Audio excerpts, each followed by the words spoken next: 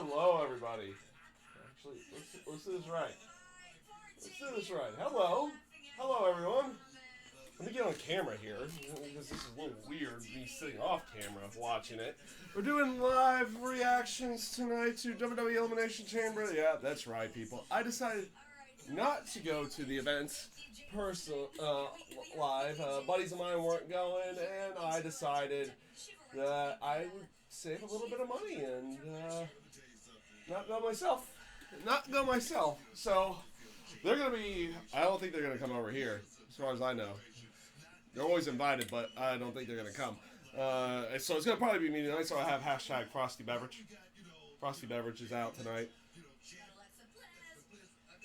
And, well, we just had ourselves a funny moment. They caught JBL trying to two-step his way down the ring, and he fell flat on his face again. So guess what that's going to be for the What Culture people? It seems like it's going to be John O'Clock once again. So, yeah. Poor JBL. Actually, no. He's never been that good of an announcer, so yeah, it kind of happens. Let's get the camera lowered a little bit. We can make this a little bit better. Let me make that better. There we go. There we go. We otherwise tonight are doing what is this? We're going to be doing live reactions. They haven't gotten to the first match yet. They're kind of just going through everything. We're on pre-show time right now. Approximately, just for the references on time, because it's hard to read the clocks on the computers from being a distance. You got about 18 minutes before the show starts. So if you're watching the video later, you want to skip ahead, by all means. Because more than likely, I'm going to try to edit this down later to just highlights of the show. And hopefully, we have ourselves a good show tonight. A good show to watch. Elimination Chamber has usually been one of those fun ones. It's one of those events that it's kind of oddly placed, I would say, because of the oh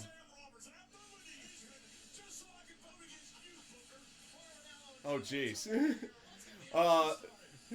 JBL's trying to get people going. Okay, they're getting the first match going. We got Kurt Hawkins and Mojo Rawley.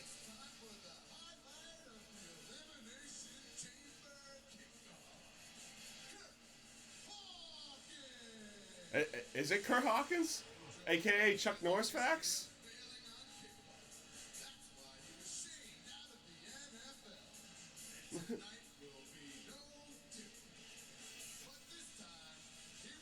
I do like Kurt Hawkins' entrance because he comes up with something new for each one, and he has to record it each time, so that's kind of cool. But he's never used, ever. He's never ever used.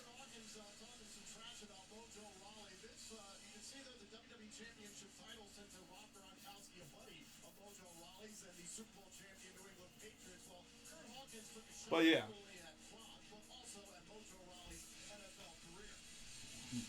So we'll see how this one goes. We'll see how this one goes. It should be interesting. Should be very, very interesting. By that, I mean very, very boring. Both of these guys, though, I feel like they're going to try to make Mojo... They're going to try to make Mojo good in some way. But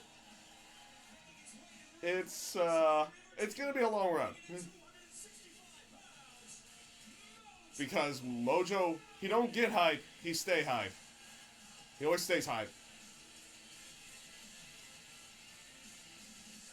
I feel like he has something, but he's still trying to fully figure out everything, too. I think he might have been brought up a little bit too soon.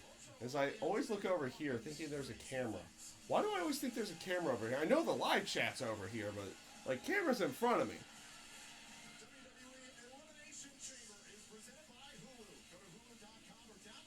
I don't know. I'm just trying to come up with stuff. I'm just kind of trying to come up with weird stuff right now. Let's get... Let's get a couple things over here. As we're, we're still relatively early on in this show. So they're starting this match about 15 minutes before the pay-per-view is supposed to start. Which, don't get me wrong, it's not like this is going to be like an instant classic 30-minute match or anything like that. They never do that with a kickoff show. Ever.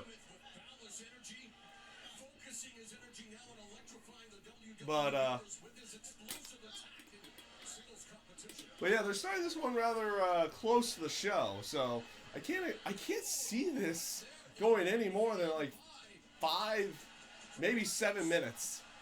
Mojo, what are you doing? What is that, Mojo? I don't even want to know. I don't even know.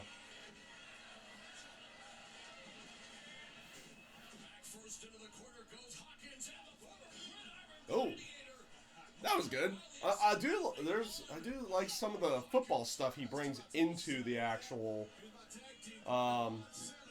show itself, or his actual matches. He brings a little bit of the football side into it, so he brings a little bit of his background into it. That's what I kind of like.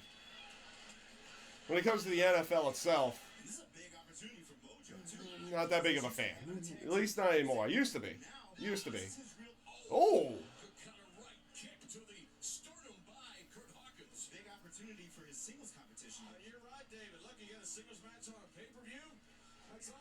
Oh, what the heck? Yeah. Well, here's a good thing for Mojo. You do have somebody in the front row with one of your shirts on. So that's always a good thing.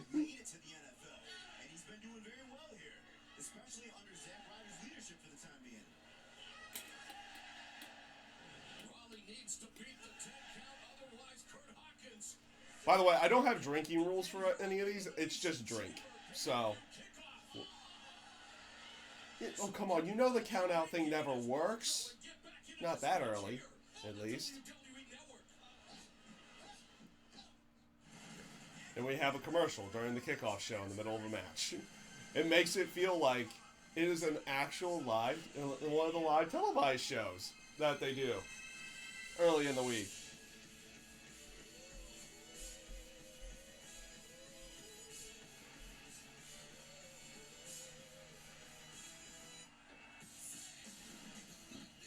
Of course, they have to have the commercials. I don't know why. It just always feels weird. Like middle of the kickoff match, where you don't even have to do anything like that. It's like, yeah, we'll just cut to a commercial about the WWE Network, just like we would do for Raw or SmackDown. That seems like a good idea. It seems like a good idea. It's not a good idea.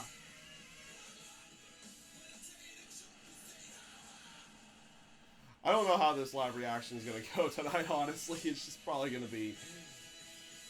I kind of wanted to go, but like I said, none of my buddies were... Or none of my typical wrestling buddies were wanting to go along with it. And now that you even think about it, it's like only 2 to 3 minutes into the match. I can't imagine this match going any more than another 3 or 4 minutes. You couldn't have ran that commercial afterwards. But, so yeah, in the end, I decided not to go. So we're just gonna live react tonight to everything. If everyone's okay with that, of course.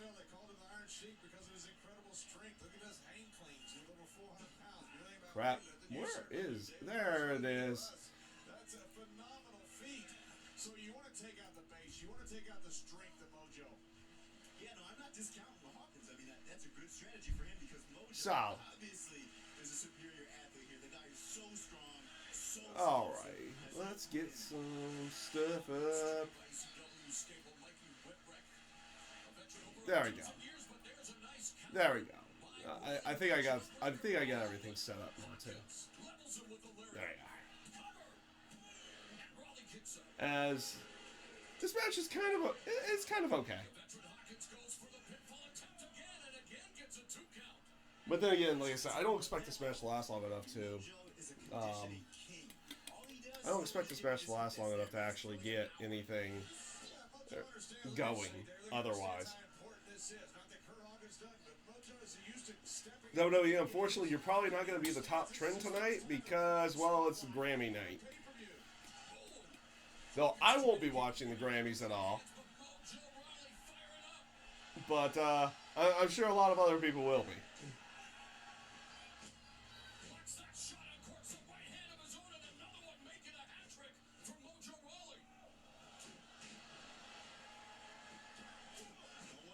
What the? Okay, now that's actually some follow through. That's actually some follow through there. A little weird. Like, the shoulder tackles that Mojo was giving, he was just like, bump, stop. Like, he would go with the shoulder and just literally stop. He didn't, like, follow through with any of it until he got to the clothesline. It did not look good.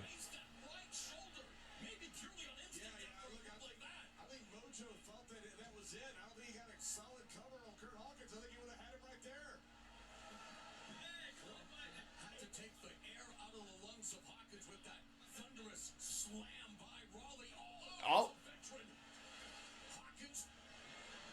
Kurt Hawkins. Oh, flatliner.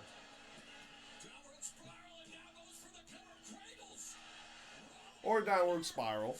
Or downward spiral. Either way.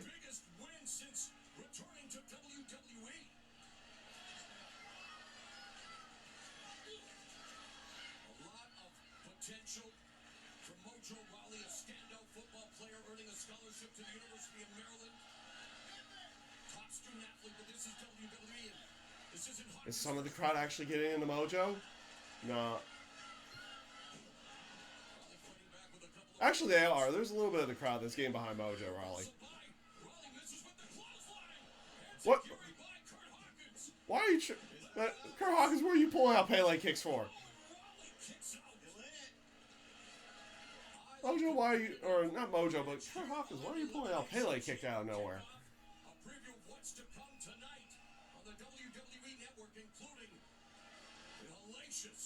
Elimination Chamber match with the WWE Championship at stake.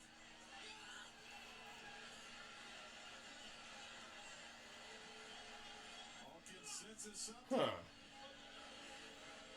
He senses that if he hit Mojo with one more big move. Nope. Instead, Rawley, not to be. Pushes him back. Goodness. Good night. Wow. Now that's a right hand. Wow. Rawley just rocked him with that right hand. What's he got? He did that right hand spot. Oh, that was a total world slam. That was a pretty cool move, but Mojo won, kind of expected, but wow.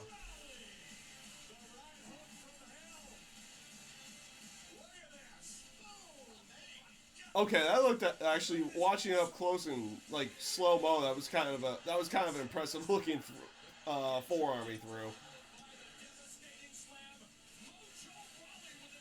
But otherwise, not much there. Kind of expected Mojo to win that match. Keep yourself hyped, Mojo. Keep going.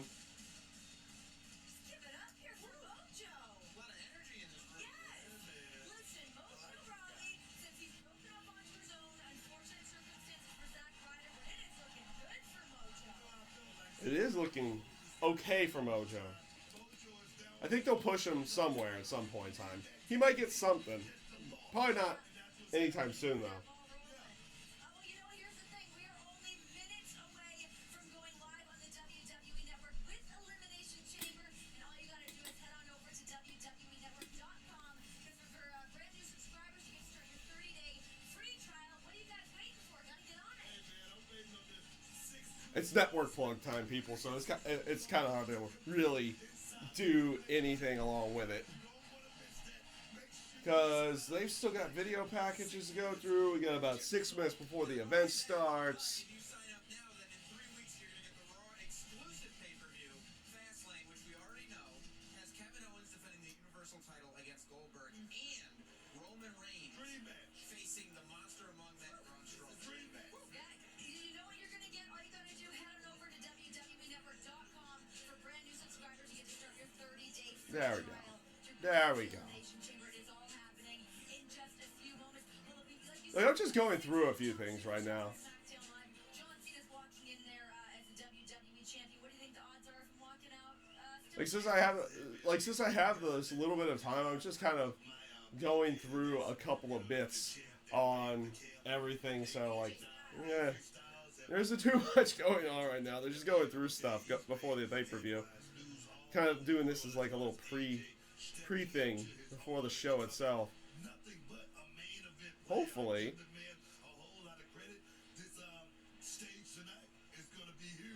we have ourselves a fun show. And that's just too hilarious that they decided to show that on camera. JL tumbling to the ground. It's just too funny. And it's all over everything already. That's too good. Yeah, someone brought it up. It's the return of Trip Bradshaw. That's probably gonna be the freaking highlight of it. That would be sad if that's the highlight of the night. That would be so sad as highlight of the night. Most of the people that, for instance, listen to my podcast hated for years are finally talking about, and that's The Miz. He's in the best year of his career. The best year. You're right about that. All right, I want your prediction. I'm going with AJ Styles. AJ Styles. The Miz is going to want to rub that Daniel Bryan's face. All right, well, it's all about to go down on the WWE Network, and here's the thing that we do. Okay. Who walks out of the Elimination Chamber tonight? They will undoubtedly be going on to WrestleMania in the main event to face Just off too against funny with the Bradshaw thing. I'm sorry, that is just too funny. You gotta feel for anybody who trips and falls like midway, but it's like, oh, it's initially off camera because they always do the entrances off camera. It's like, no, you're gonna get that video shown. You're gonna get that video shown on there. Poor guy.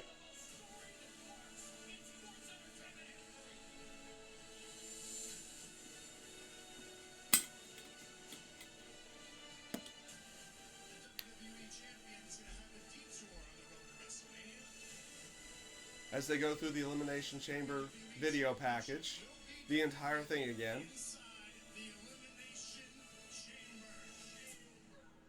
The Chamber match.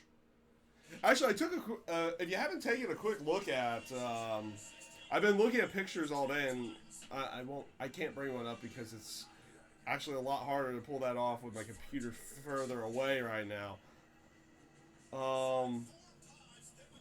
They have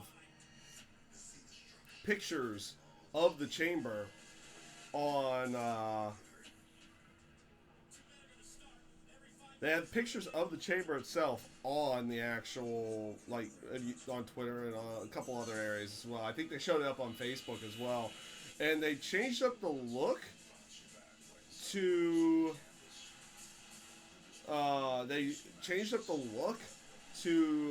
the Elimination Chamber in the terms of it's no longer round anymore. It's more like the Hell in a Cell with pods now. It actually doesn't look like the way that say it. It doesn't really sound all that impressive, but it's actually kind of good. And it's actually not that bad looking.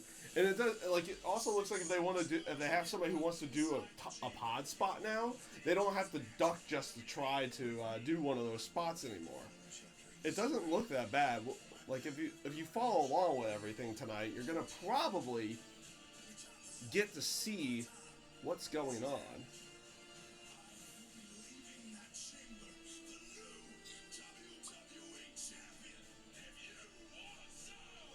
Let me make sure I have everything. Yeah, I think I got everything right. I always misspell something somewhere. But I think I have it right this time. Yeah, I do. Yeah, I do. The Elimination Chamber pay-per-view is gonna get started very, very soon. Hopefully, It's a good show. I might regret not going at a later time. I might. Then again, if it's just a kind of mess show, then what? Let's go over the rules, risks, and prizes. Two WWE superstars begin. A chamber pod opens every 5 minutes. They're oh my god. They are depicting the elimination, like when they did a spot of the Elimination Chamber, they're doing it like a game show. Really?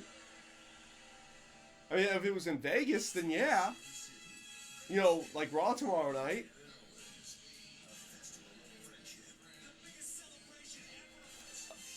A festival of, that's right, they're advertising the Festival of Friendship tomorrow. What the heck? What the heck?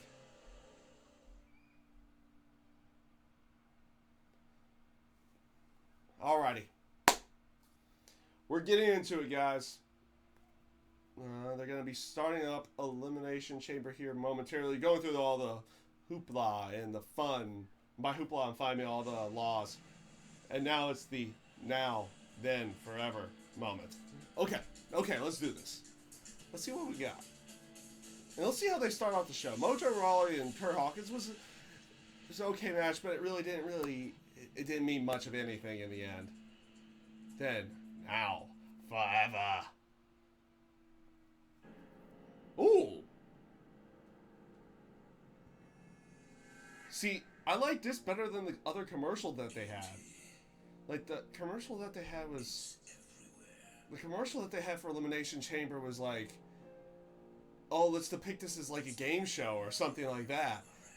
Like, the video package from the beginning, like, starts off with this ominous piano playing, and that's cool. That's cool.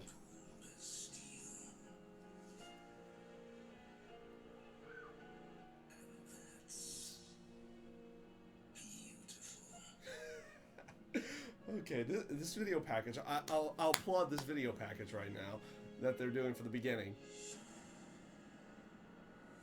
The WWE champion is going to have a detour on the road to WrestleMania. Does he have a detour? I think he does have a little detour.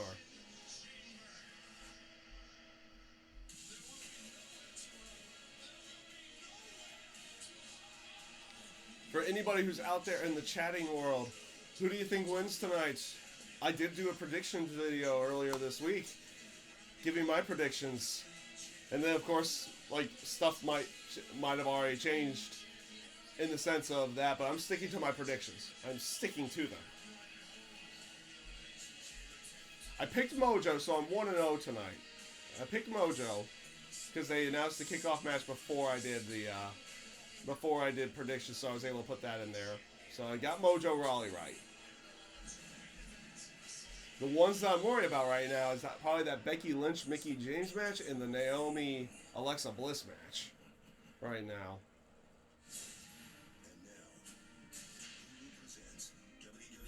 Those might be the ones that I get wrong tonight. And again, I could be wrong on some other areas too. Boom, boom, boom.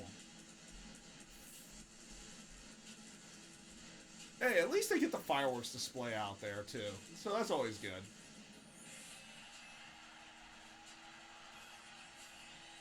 You know, this is the good thing about the Phoenix crowd. The Phoenix crowd usually gets pretty hyped for this, for WWE events. Then again, they don't get pay-per-views or Raws or SmackDowns as often as some of the other crowds do. I saw a Soul Monster sounds off sign in the crowd. That's one of the other podcasts I actually listen to is his.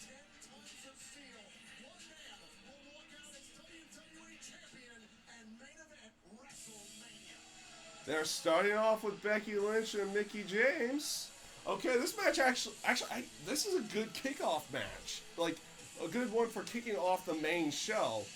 Because, crowd is into Becky Lynch, and they should put on a good match. A good way to start off the show, I think. I have Mickie in this one. But I also wouldn't be shocked if they put Becky Lynch over. I would not be shocked if they kick off if they have Becky Lynch go over. But I was thinking with Mickie James as my person.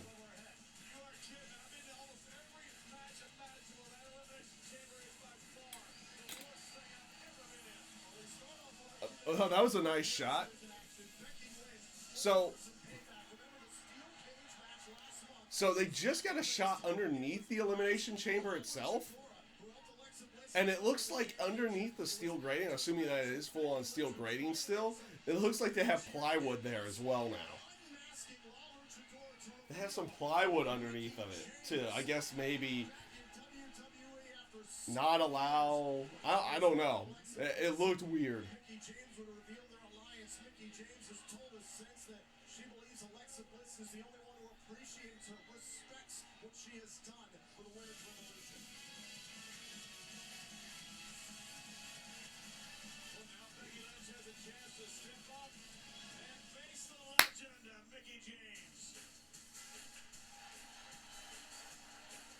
Okay, the crowd was semi-pop for this, but then they went right into the booze. It's good to see Mickie James back. It really is. It really is.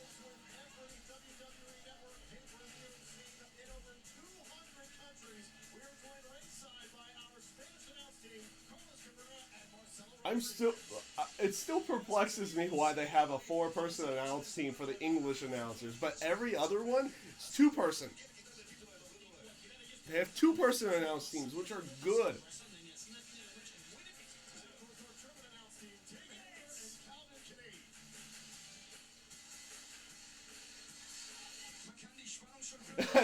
The German announce team missed their cue. They missed their cue completely.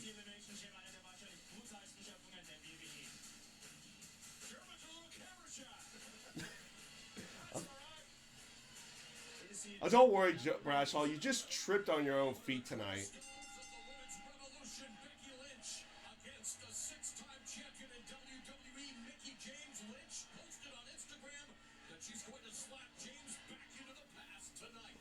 Okay, this could be a good match if they give it time.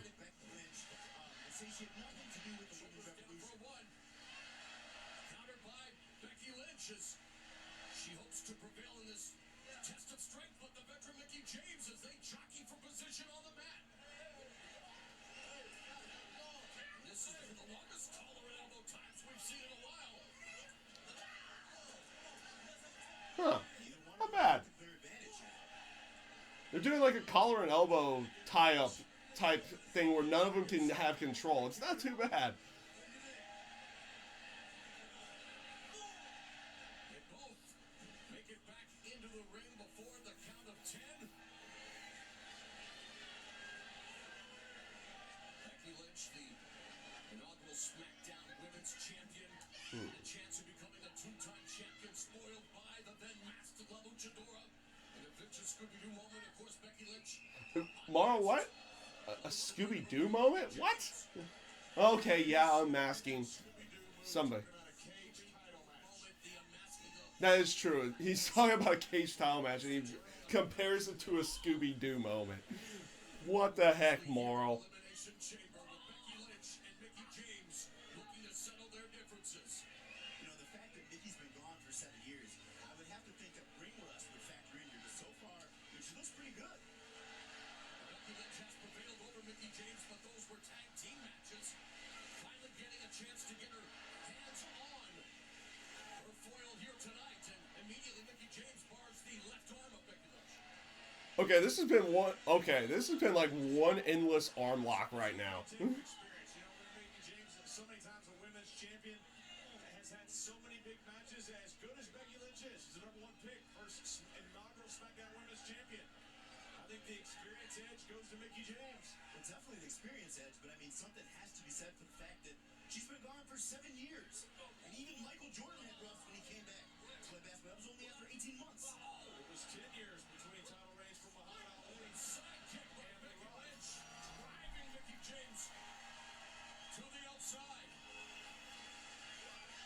Flying firearm by Becky Lynch, and she's Okay. Okay.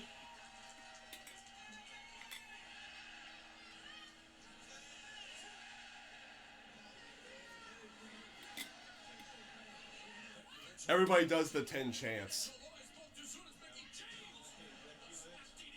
Got suckered in by Mickey James. Lateral press by James. Doesn't hook the leg and Lynch kicks out one time. Does it again. That's the experience of Mickey James. The tenacity.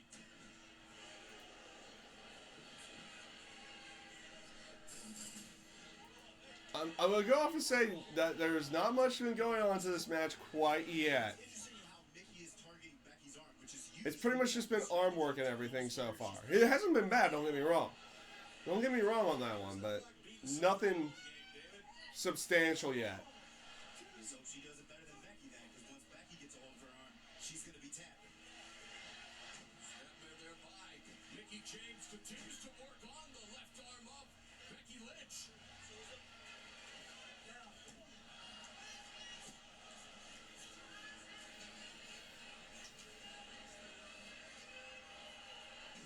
Ow!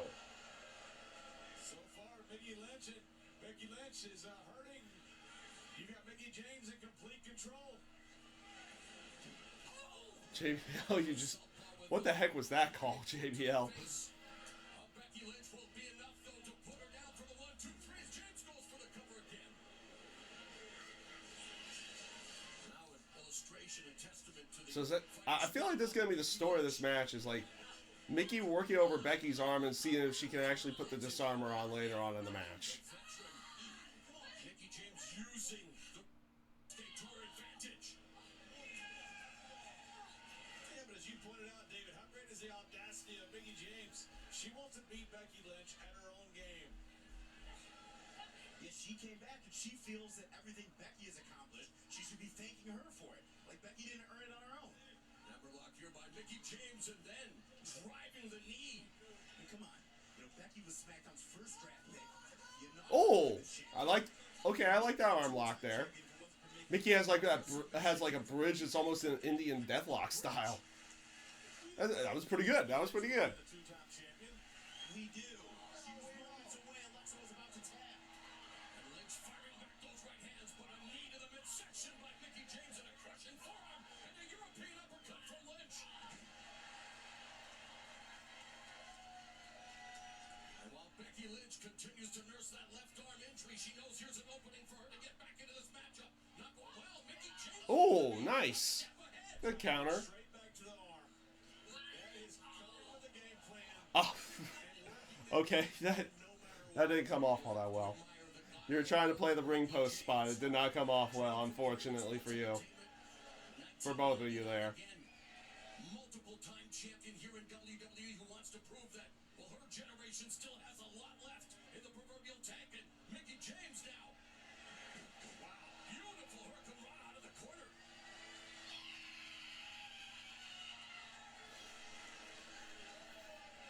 It's not like it's her generation, Marlon. It's not like Mickey James is old. If she had stayed with WWE, she'd have still been here this entire time. Probably would have been a 10-time champion. That may be true, but I mean, the fact remains, she's been off for 7 years.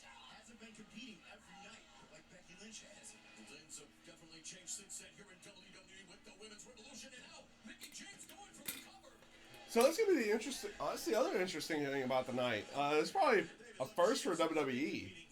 They have they have 3 matches throughout the entire night that is featured in the women's division. That's gonna be interesting as well, because I don't think they've ever done that. So I don't think the ring rust is going to apply. I think this is a great champion in Mickey James. And each of them do kind of have. The championship match has a basic story. Challenger beat the champion a couple times in tag matches. It has its own story, but each of them kind of have their own story to it too. So it's not like, oh, they're just there matches.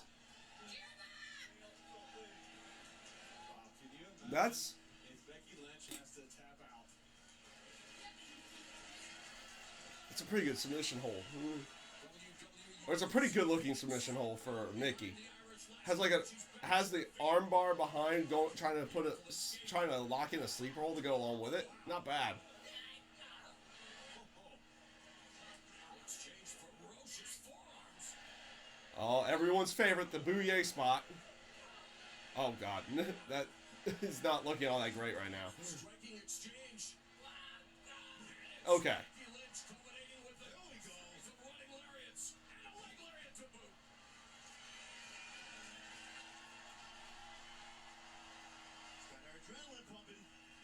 for straight fire. Okay, that suplex is always good. She calls it what, the Bexplex? That's a good. It's a good-looking suplex. Avoiding defeat. I don't think Becky could hook her tight because of that left arm. I think you're right, David. Yeah, I think Becky is starting to understand that. She's got to find a way to win with that left arm hurt like she has it.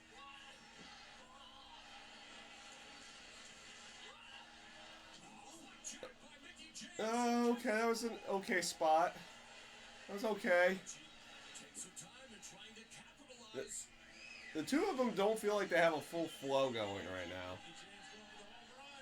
Looking to make a statement here. Her first singles pay-per-view matchup in WWE nearly 7 years. Oh, that's passed off the top. Okay, that's good. That's something you've always seen from Mickie in the past. And Mickey's elbow is busted wide. Well, not wide open, but she's bleeding from her elbow pretty badly.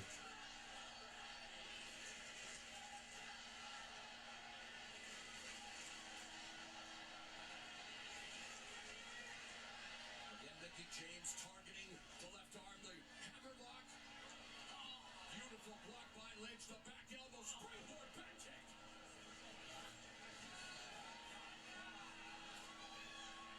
Lynch What are you going for, Becky?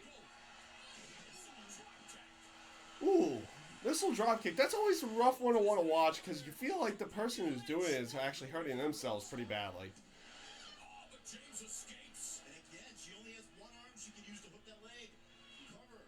The first of 3 matches in the women's division here at the Elimination Chamber. A hotly contested affair to kick things off between Mickie James, This match isn't too bad. They've had some spots where it just kind of feels like they're kind of SmackDown Women's Champion.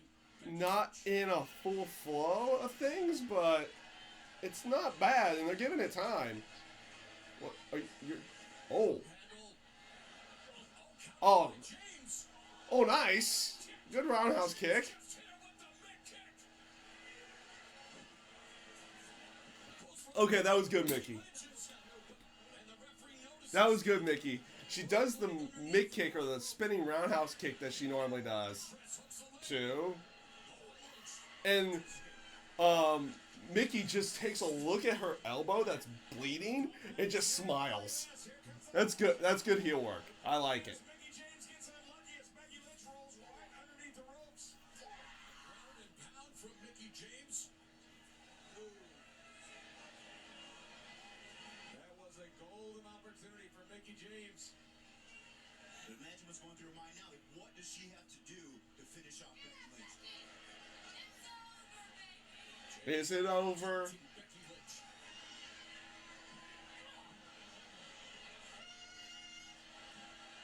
Nope. Nope. The spinning, the jumping DDT did not work.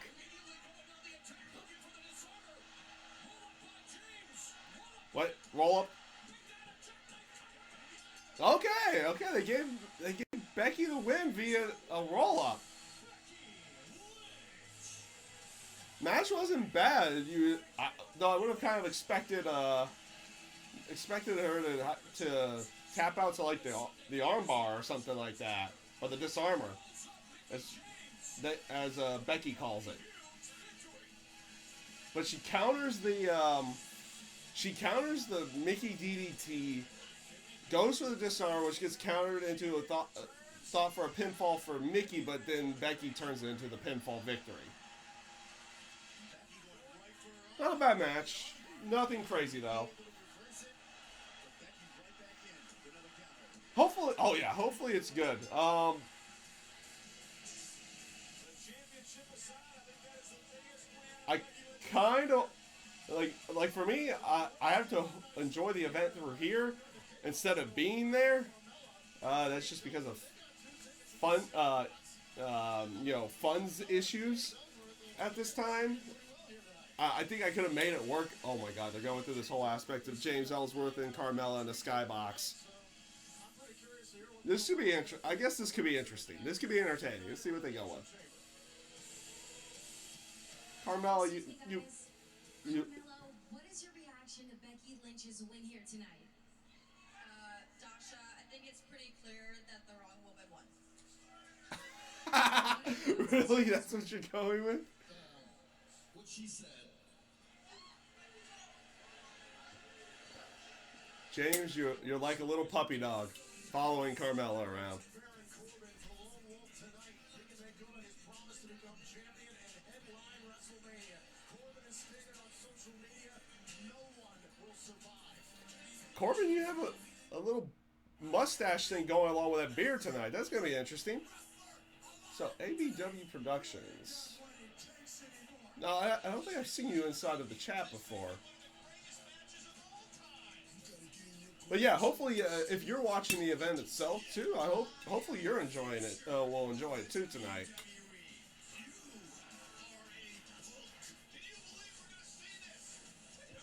This one's gonna be hard to tell. This one's gonna be hard to tell whether or not it's gonna be a good show because,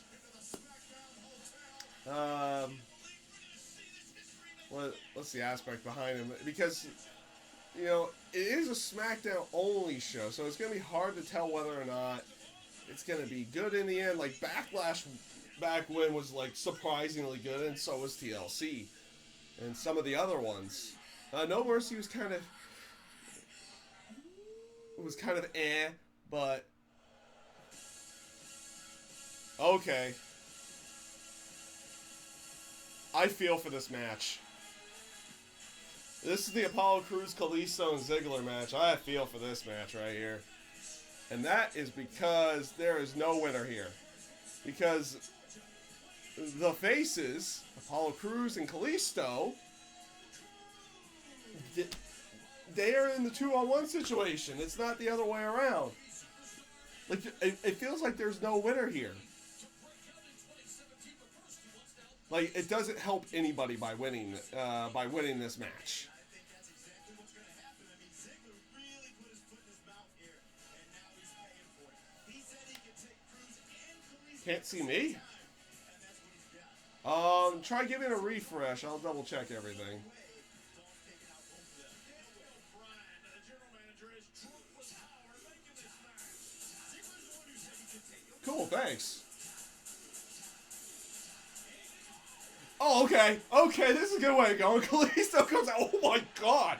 He destroyed a portion of the screen. I love this Ziggler. Run away. Run away. Okay. They may make this into a one-on-one situation by doing this. Well played, Ziggler. And the crowd is cheering him for this. By the way, he is the heel. Well played. Raymond, give a refresh to everything because I've noticed that a couple, especially with a couple different browsers, that on certain websites, like everything will be black or something in that sense, or like everything is dark or something like that. And if you give it a refresh, usually you can, usually it fixes things. But it looks like everything's running fine on my end. Because luckily I at least have my stuff being able to be up and I can monitor everything as everything's going on. And it seems like everything's okay. So they made this a one-on-one match. Like, Ziggler comes out without fanfare or without music and just demolishes Kalisto.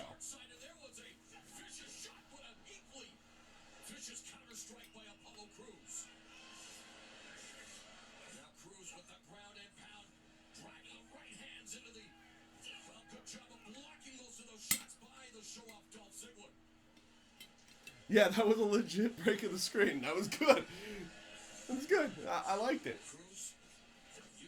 It wasn't one of those like, oh, we turned off the screen to make it look like it happened. Hello, RJ. Hello, sir. You might see this a little bit later after I saw everything. I would love to be able to... I do put the disclaimer in the chat, but since you're one of the first people that put it up there tonight, due to copyright issues, I can't. I can't show the TV due to certain copyright issues and everything in that sense, and I would like to be able to keep my channel protected as much as possible. So I would love to be able to do that for you guys, but WWE does not allow that. It just is what it is. But here, like I said, I wish we lived in a world that you could do something like that. But we live in a world where capitalism still is kind of king. Or at least in a country where it is. Actually, I think it works in pretty much every country in the world that has TV, too.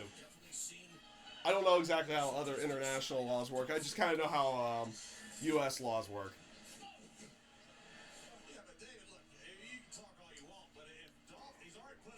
But feel free, if you find other sites that are doing this, to stick around and follow along. I believe you'll be about a minute, most times, with what I'm saying. It's probably after a minute after I say it, you guys actually see it, because YouTube streaming itself has a natural minute delay, I think. Don't quote me on that. It's anywhere between like 15 seconds and 60 seconds. It's really hard to tell sometimes. So most of the times, like whenever I see something in chat, it's actually happening in front of me, but you see it a little bit later. It's weird. It really is.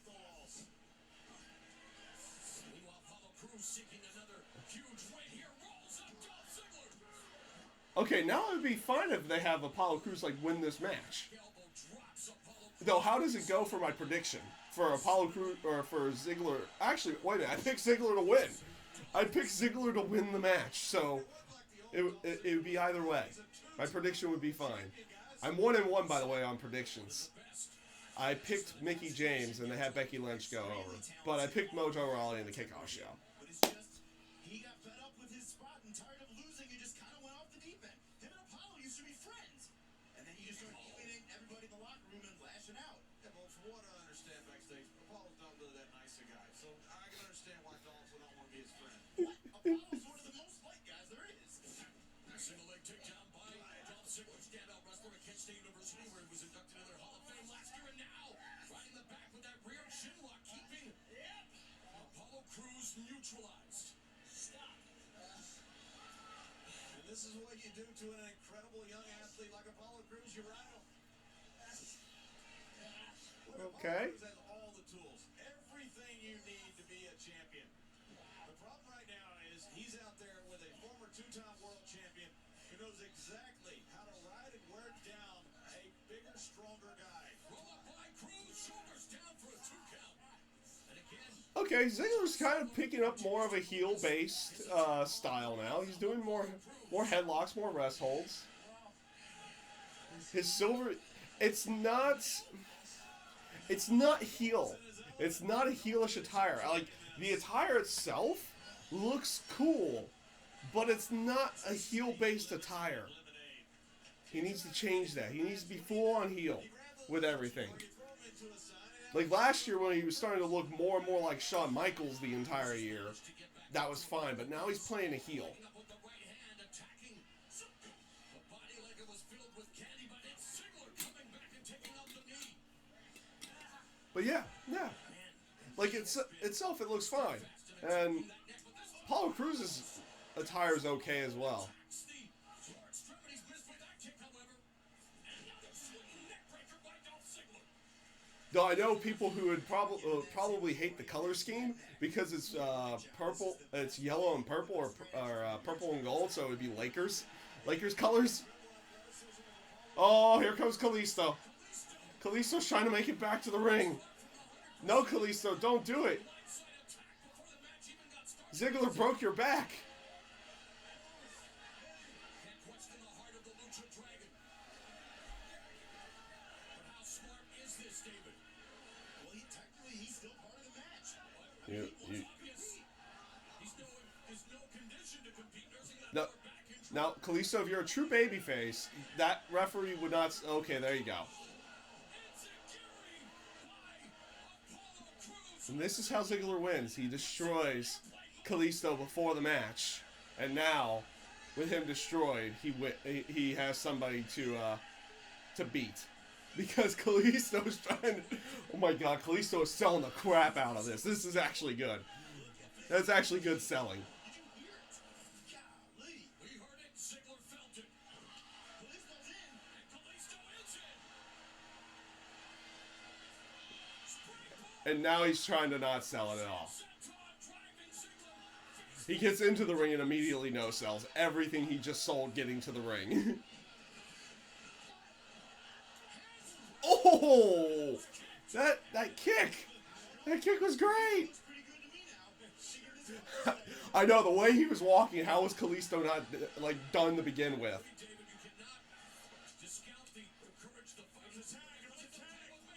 Oh! Oh, nice! Ah! 2. And Ziggler goes over. And Apollo and Kalisto go over.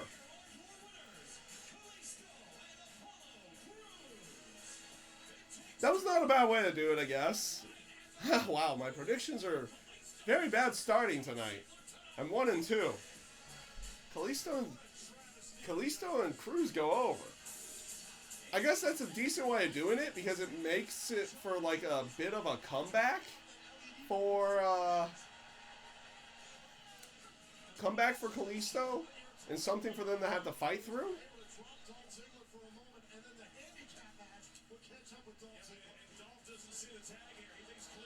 Kalisto, how do you do that after your back injury like that, though? And it's just like, I don't, like, he sold the crap out of it, getting back to the ring, and that was great. But he gets into the ring and practically no-sells everything. A little bit, outside the fact that he's holding his back.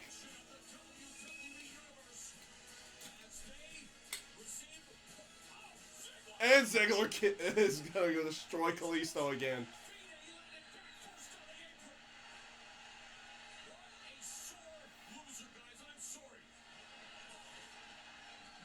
And now Ziggler gets his heat back by basically... Can we just have another TLC event here so he can just use a chair all night? Oh.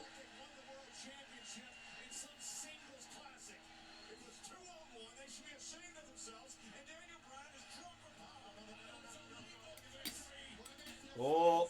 Okay, it's the chair ankle spot.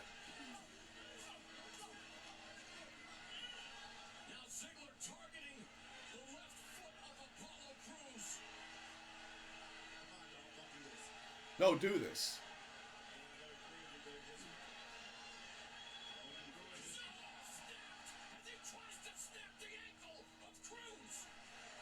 So that is Ziggler's new gimmick. To be a heel. Is he loses a match and he beats the crap out of them after the match. And then of course the crowd cheers him. Of course the crowd cheers him.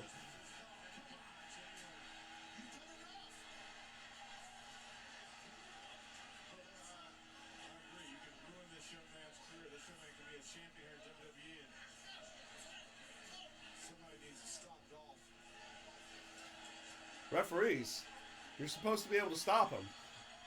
You're allowed to tackle him.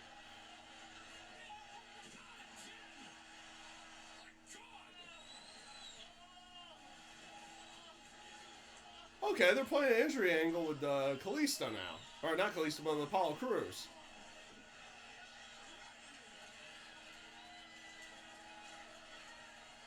And to Ziggler, this is a lot more fun. And again, why is this getting him more cheers? He's doing all these dastardly deeds to people. I mean, I know a lot of the crowd doesn't care about Apollo Crews or Kalisto, but still, they're the baby faces. Come on.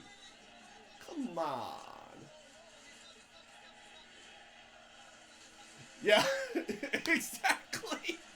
Exactly that thank you Ziggler chant's going on. Oh my god.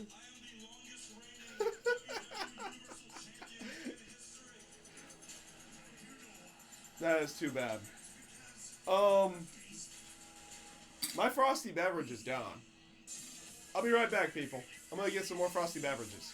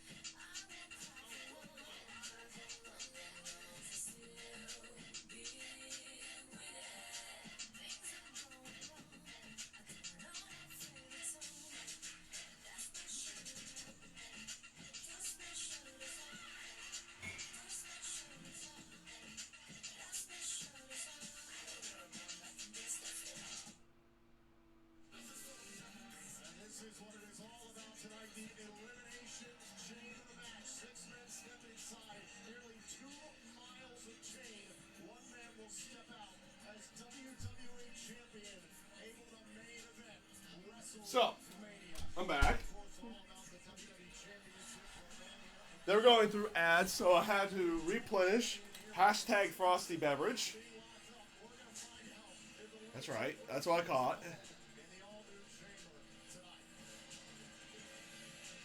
For reference, people, the new aspect of the chamber is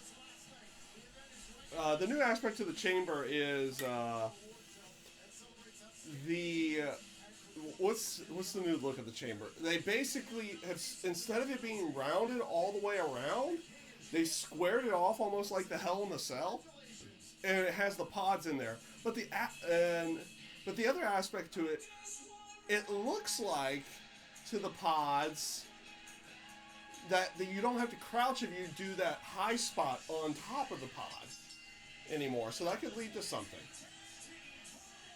It's Tag Team Turmoil time. He's got kids, people. Come on, you gotta love Heath Slater.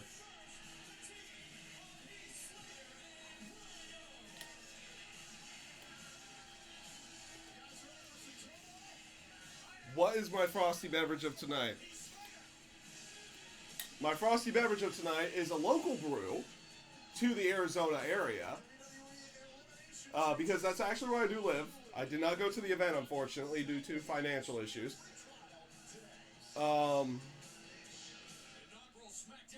It is known from the Four Peaks Brewery here in the Arizona area, and it's called Kiltlifter. It is their Scottish ale. It's a very good one. Breeze Dongo is going to be their first opponents. Oh my god. Oh my. I keep forgetting.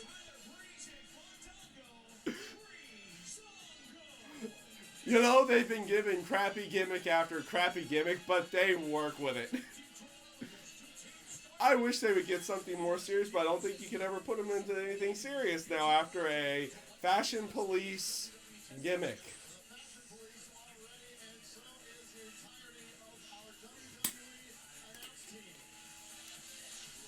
I feel bad for Tyler Breeze. Like, the way that he was depicted in NXT, as you're gonna probably notice throughout the night, I have a nose itch.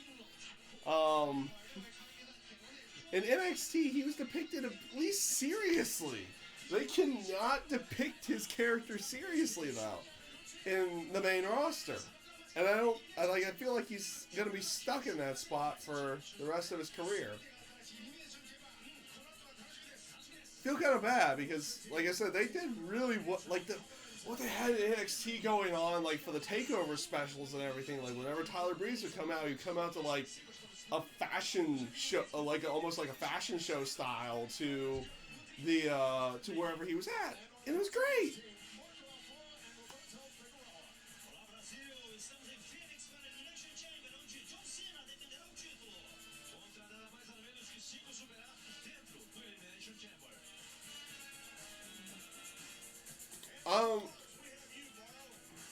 It is. It's the beer I have is very good. I like it. And I fall under the aspect of I do not drink that often. So when I do drink, I would like to be able to enjoy everything. So I don't just drink. I don't drink the cheapest. I try not to drink the cheapest ones because I don't drink. Like I said, if I drank on a nightly basis, I would probably just buy Bud Light, Miller Lite, all that kind of stuff. But I don't drink on a nightly basis. When I drink, I enjoy. That's how I feel about it. But to people who prefer a Bud Light or Miller Lite or anything in that sense, it's completely fine there on their end. I prefer not to drink it unless of course, if you go under the true guy laws and everything like that, your first favorite beer is free beer. Your second favorite is cold. This one's not free, but it is the second one. It's cold.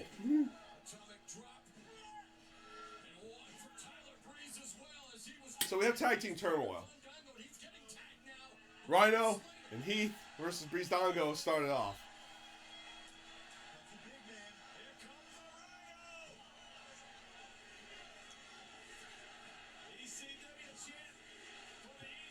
I love Rhino's reactions to the crowd.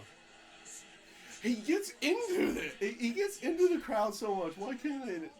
Why would they never have used this guy more? Like, even back when he was originally in there. He gets he interacts with the crowds. Like, the crowd's chanting gore. And you see Rhino going like, yeah. That's exactly what I was thinking. Let's do this. He interacts with the crowd very well. I'm the man.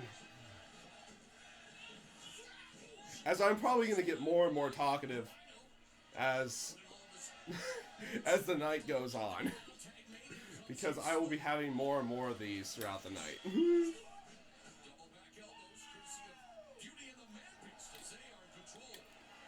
Like I said, I do not have drinking rules. I just drink. And the frequent tags by Heath and Rhino are a good strategy because in a match like this,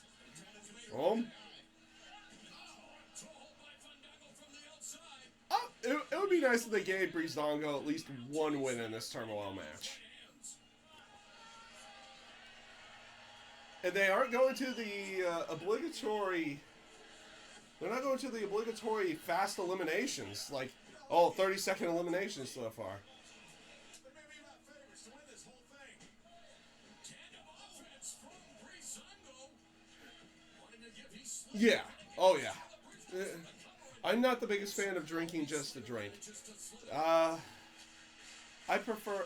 Most of the times, tonight I'm by myself. I prefer to drink with other people. But this is semi a special occasion. This is a party. You guys are around.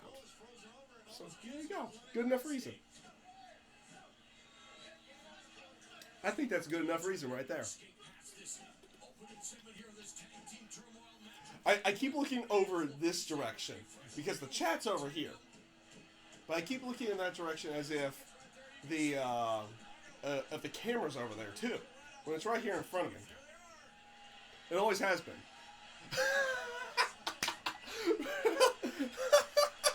Okay, Fandango, I know you got a crappy gimmick, but you're playing along with it and making it funny. I'll give you that one. He was giving Slater fashion police tickets while doing the Arn Anderson. If you watch OSW review, the Aloha Arn spot.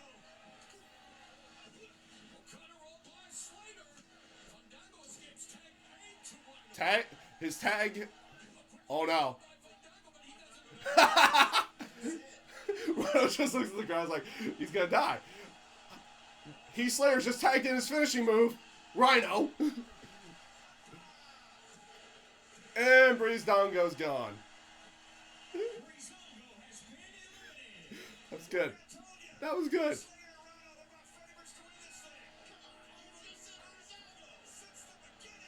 It's the Von Villains as they make the Royal Rumble run down to the ring in a far less lengthy entrance than to the Royal Rumble. Oh! Oh, Heath Slater, where did you come from? He called it a flying Slater. Morrow.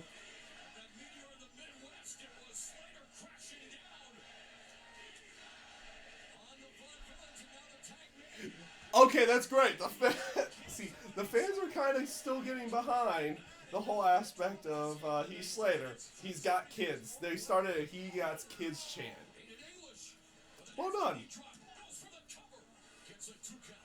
I would agree with you, sir. I would agree with you, ABW Productions. They do deserve a little bit better.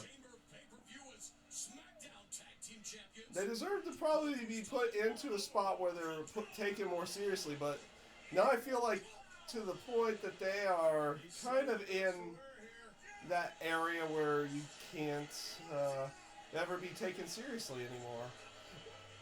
Tyler Breeze, I think they could definitely go, turn that around. He hasn't been around that long on the main roster. I just wish they could have gotten Tyler Breeze to where he was in NXT.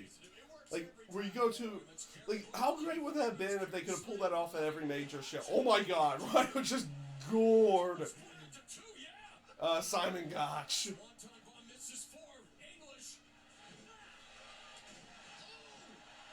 Slater, what are you doing using Bobby Roode's DDT?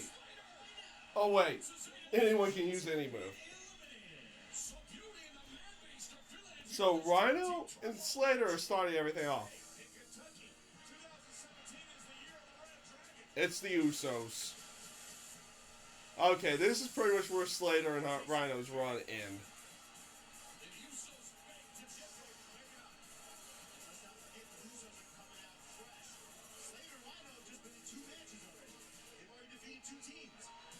I actually don't mind the tag team turmoil format. It's not bad.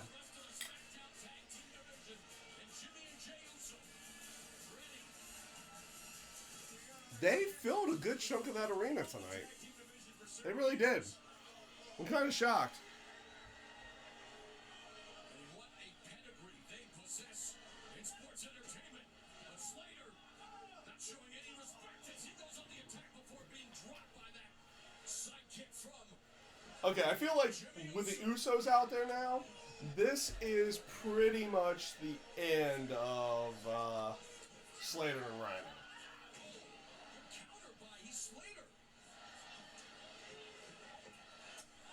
Tag was made. In comes Rhino.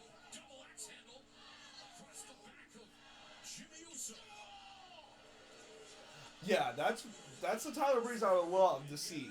And like at every major pay-per-view, so like at WrestleMania, Survivor Series, SummerSlam, Rumble, like he could have that special like supermodel entrance. It would be great. And the vaudevillains. Yeah, the order you enter this match is so important here. And like you said, it behooves you the later you enter. You guys are behooving a lot. I was going to say, Quincy, Yeah, American Alpha's gonna win, said a near fall there for I think. Uso. You guys are kind of like Beauty and the Beast. But I'm not gonna lie to you. I feel like after the Uso, like if they don't do a surprise like call up or anything, they need to have it. They need to have American Alpha come out next and have like a decent match with somebody. Have a decent match with somebody before the final team gets in there to make them like put them over a little bit hard, a little bit bigger. In the terms of having to win 2 matches instead of just 1. Sobriety test where you come out here tomorrow. Unbelievable. Oh, nice Samoan drop. Dropped by Jey Uso. And he's Slater. Almost defeated there by Jey Uso. Ah. Sorry, bud. You. Oh no. Yeah, again, Heath Slater did Oh, that's super kick. 3. And Heath Slater and Rhino are gone. That was a brutal looking super kick. since the beginning. The Usos have been my favorite to win this thing. Hey, it's American Alpha. Good. They don't bring them out before the last. The Ascension will be the last one. Hey, they got the win on Tuesday night. This is what I've been wanting to see right here. They got the win on Tuesday. People on the sidelines. And there's a lot of Okay, that's actually kind of cool. I like how the Usos are not even going to wait. dogs here. Let's not forget the Alphas are at the heart of this thing because they're the ones who challenge the entire tag team division. And they did. They challenged it in an open challenge game. What you're talking about, the entire division came out and saw Daniel Bryan put him in a tag team turmoil. Oh, cool looking German suplex spot. German suplexes by Jason Jordan and Chad Gable, and Jordan eliminates both himself and Jimmy Uso. Gable diving crossbody. So here's the thing. A lot of these matches have been quote unquote quick, but they haven't been like the rapid fire eliminations, such as like, oh, the match lasted 30 seconds. They at least last about 3 to 5 minutes each, so that's not bad. Right uppercut by Jey Uso. Usos their own game. That's true. The threat the Ascension are gonna pose now is gonna be all dependent on how this match is depicted with the Usos and American Alpha, and how much either, well, if we play off of kayfabe terms here for a few moments, like how much is taken out of Usos or American Alpha going into that last match, or in this sense, my pick, American Alpha goes into the last match as I get away from kayfabe. So, the more damage the Usos depict to Alpha, to American Alpha here, that's what it's gonna be. But yeah, you're right. They've been depicted as pretty much jobbers ever since they came up. It kind of sucks. It does. Yeah, they've been tracking Uso for a long time. Looking at their taunting table and driving him, start him first into the corner. And Jimmy Uso with a 2 count. Yeah, I've had the privilege of calling nearly every one of the Usos matches, and I've seen them do some absolute phenomenal things. Some incredible matches. And since that's the way they're depicting it now, Usos right now are better than they've see, that'll put American Alpha over if they go putting them over in this match. They win the match by having this hard fought match before the final team gets out there, and then when they win, across the chest. there you go. It's a good way of putting them over. Now, if they have somebody come out afterwards, aka the Revival, say yeah. Nah, I don't think they're going to bring the Revival out. They're still working a program in NXT. And now, don't get me wrong, we've seen it happen where somebody works a double shift like WrestleMania weekend, where one team is on the NXT TakeOver special and then on the main card for the pay-per-view. I don't think they're doing that here. I just don't. P.S. My pick for this match was American Alpha. Though my picks for tonight have not been that good. I'm 1-2 right now. Like since the main show started, I've been wrong twice. We've had 2 matches.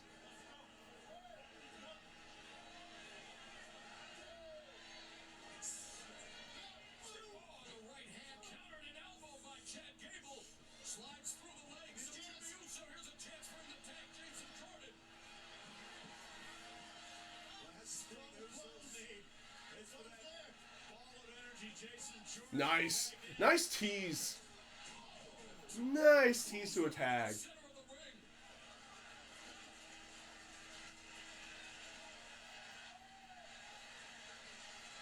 This is Gable's opportunity.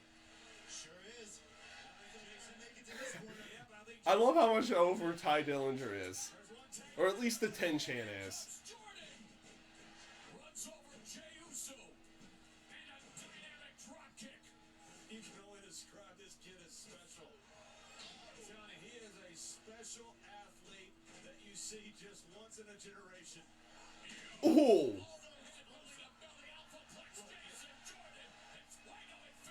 When this guy comes in, bodies just start flying. Now has Jey Uso. What are they going to go for?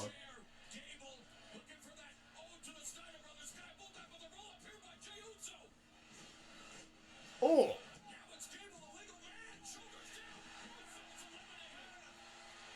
That was kind of an interesting way. Hey, like I said, Oh! The super kick afterwards, though. Okay. Okay. That's how they're going to do it. They get the win. Now the Usos are just going to beat them down. the Usos, who have already been eliminated, taking umbrage with that fact and continuing to assault. Oh!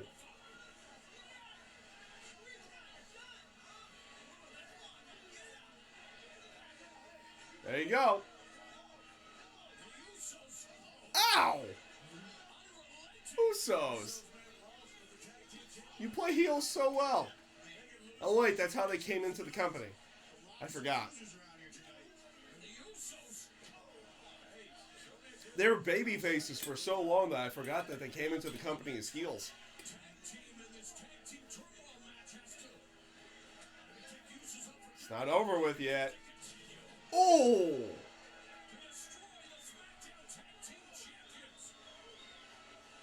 Yep. Now with like this beatdown, like depicts them in such a weakened state that the Ascension should essentially walk over them. But they'll book it to where the Ascension either get too overconfident, get caught, or something like that. Oh! Oh, he did it RVD style. He didn't just do normal big splash. He did it like frog splash style.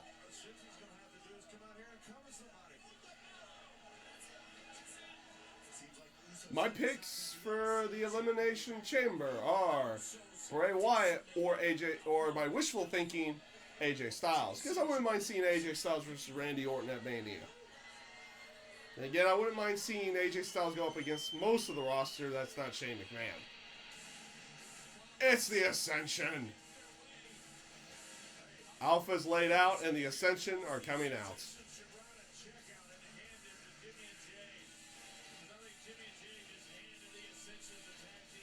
Okay, I like how the Ascension walk out and they just walk right by the Usos. Like, what the heck?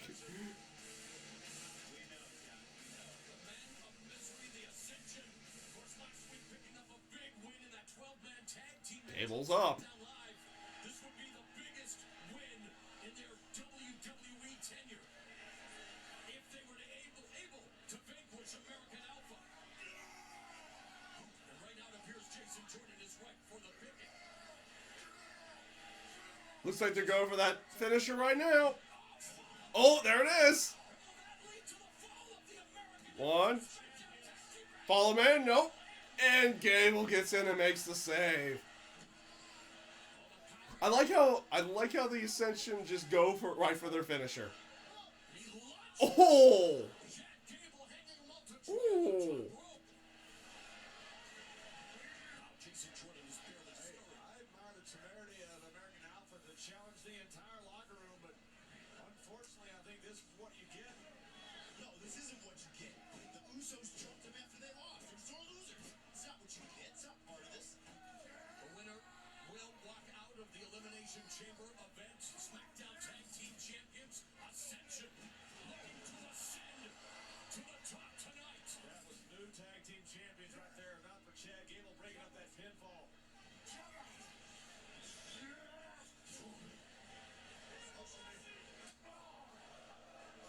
The Ascension, most dominant Tag Team Champions. If they win, technically, yes, they would. Claim SmackDown Tag Team Gold. Has there ever been a better? Oh, that was a good knee. Okay, the Ascension, you guys are showing off some stuff again. If it wasn't for those bad promos that was written for you when you came up to the main roster. If it wasn't for those bad promos. Look at this, that knee right in the mush of Jason Jordan. Not sure Jason Jordan knows where he's at, but had enough sense about him to kick out after two. Tag, and in comes Victor. Ascension told everyone they were going to turn this tag team turmoil match into their personal wasteland. They are doing just that.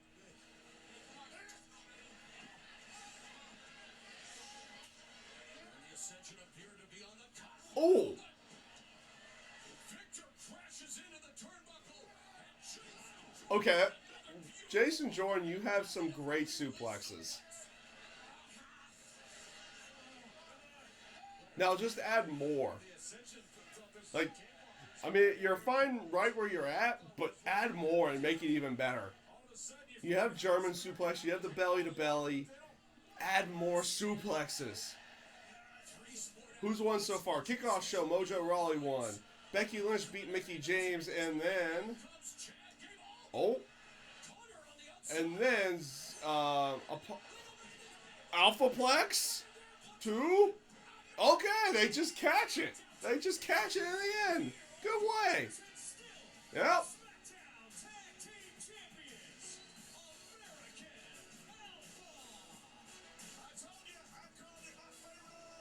As JBL is like changing his pick every single time.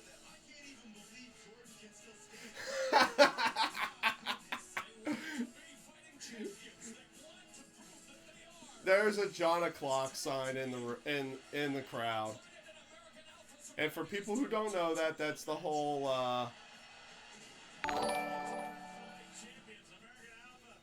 ask. Oh god, I'm gonna butcher that name. I don't think I can say that name. But thank you for the subscription, dude. Thank you for the subscription. Thank you very much. I wish I could have said that name, but I am horrible at names. It doesn't look like there's going to be a surprise.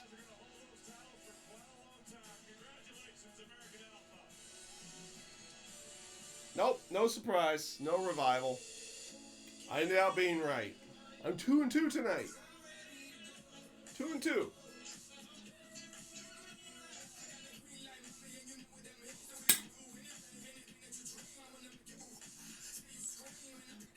We're getting a WrestleMania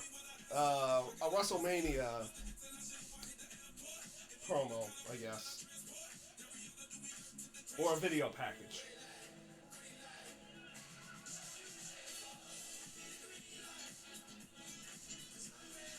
Oh, okay. So how many days away are you from WrestleMania? It's 49 days, by the way, people. WrestleMania should be fun.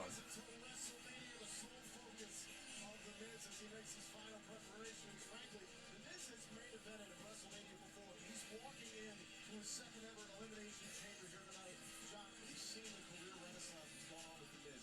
Can he get to the main event of WrestleMania? Well, he's gotten there once. He can certainly get there again. And I think Miz is There we go. the ones that you're betting on to walk out of elimination chamber the champion. We're going to find out here tonight in the elimination chamber match for the WWE Championship. But before we get to that, we want to send a special thanks to So, I guess I'm gonna take a wild stab at the next match being. I'm gonna give it 1 or 2. Never mind. Well, okay, my 2 picks were gonna either be it was gonna be Luke Harper and Randy Orton, or it was gonna be Nikki Bella and Natalya. It's gonna be Nikki Bella and Natalya.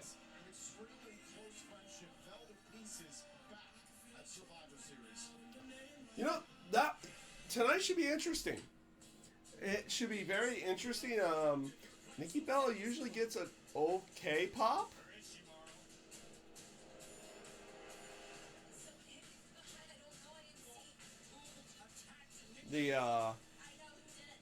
She gets kind of a decent face pop. Zachary, how you doing? How you doing tonight, sir? So it'll be interesting to see if the fact that she is from Arizona, that she gets a bigger pop tonight. That should be interesting to see.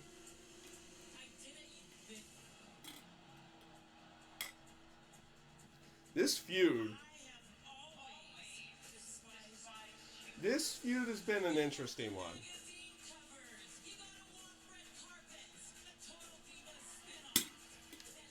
This feud, by interesting, I mean has been very cringeworthy. They have basically they've been playing off the whole family side. That's good to hear, Zachary. I'm glad you're doing well tonight.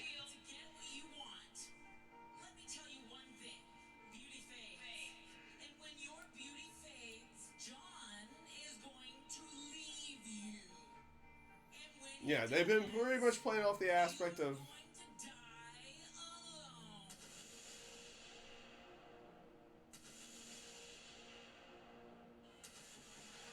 the one from What Culture. I'll try to watch whatever I can, but I'm already watching a lot as it is, and I've already fallen behind this week because I have not watched Impact Wrestling yet, and that's one of the reviews I typically do is Impact Wrestling. So I try to watch as much as I can. I do a good chunk of reviews on this channel too, and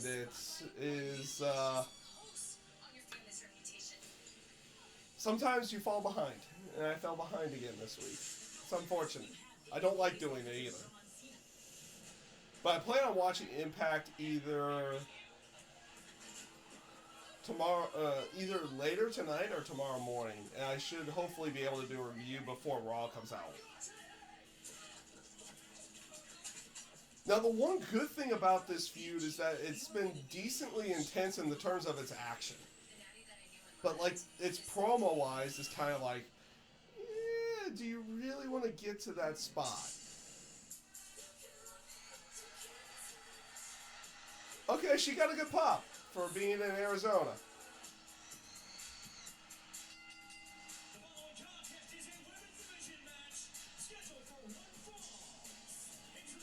They should be doing it. What culture should be doing their World Cup here soon?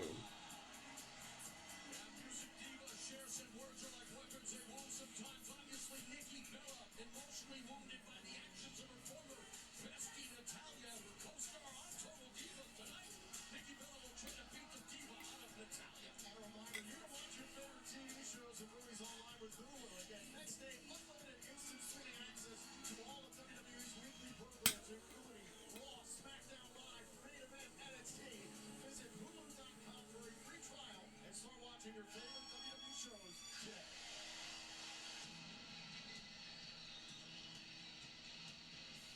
And her opponent, from Calgary, Alberta, Canada, Natalia. Natalia may be the queen of black hearts, but if you ask me, she's the queen of jealousy. Okay, that was good. She's jealous of the position Nikki Bella's in, and she says she only is where she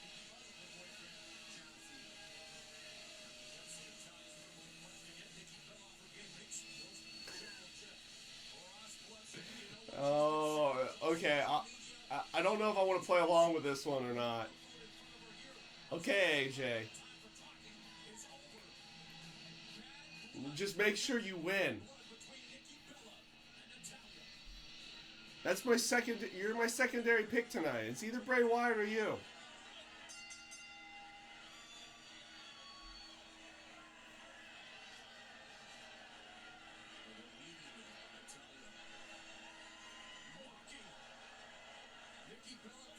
So, for the reference on this, like, Nikki Bella even went, like, super crazy in the terms of hometown size. She wore Phoenix Suns colors tonight, since they are in the Phoenix Suns arena. That's exactly what Natty's trying to do. She's doing that. You can't see me for But for reference as well, the Phoenix Suns are really, really bad this year. Really, really bad. She's the superior wrestler now, the way Slotman did. You know the Nikki Bella.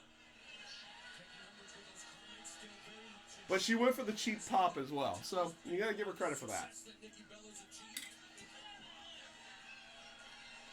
I'll have to be able to take, sir, for that one, I will have to take a look at your stuff afterwards.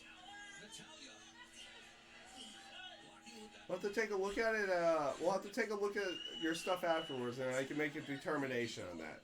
I don't just subscribe to channels without, willy-nilly. I don't do that. And Nikki vowed that she was going to out-wrestle Natalia. She was going to out-wrestle Natalia, beat her at what she values the most. Explosive takedown and series of right hands by Natalia on Nikki Bella.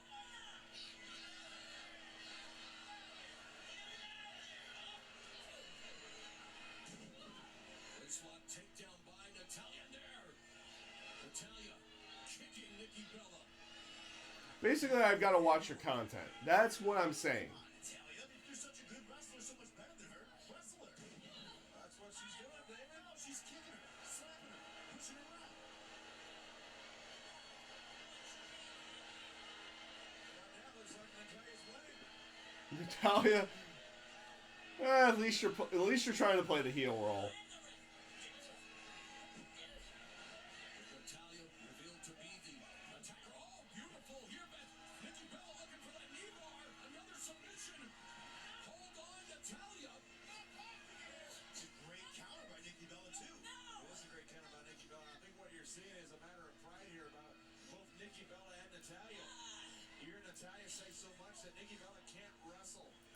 That Natalia can. She's the greatest women's wrestler of all time. And I think Nikki Bella wants to show Natalia. I mean, it got under Nikki's skin. She's clearly learning new stuff.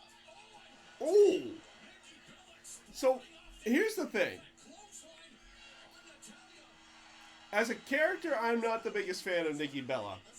She's done decently in the ring since coming back, but ever since like with the even coming back after coming back with a neck injury, even coming back after the neck injury, it's like she's willing to do a lot of different things. So that's one of those bits you got to give a little bit of credit to. Like she's coming back off of a serious neck injury, and she's willing to do like a good chunk of the stuff that she's doing.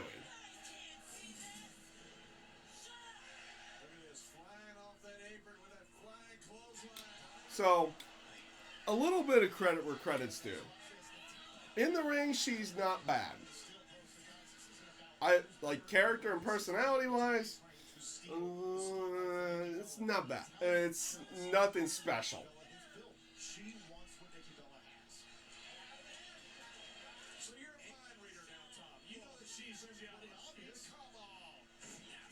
Who do I have? I have Bray Wyatt. Secondary pick, AJ Styles. That means she's jealous. She's just saying that if it wasn't for her being married, that John Cena would have gone after Natalya. That's something that we will absolutely never know. Natalya is happily married to Tyson Kidd. Well, at least she's getting boost for everything she does, and you keep going back to the "you can't see me" thing so many times. Trying to prove that she is the superior in-ring participant, but now having fun at Nikki Bella's expense.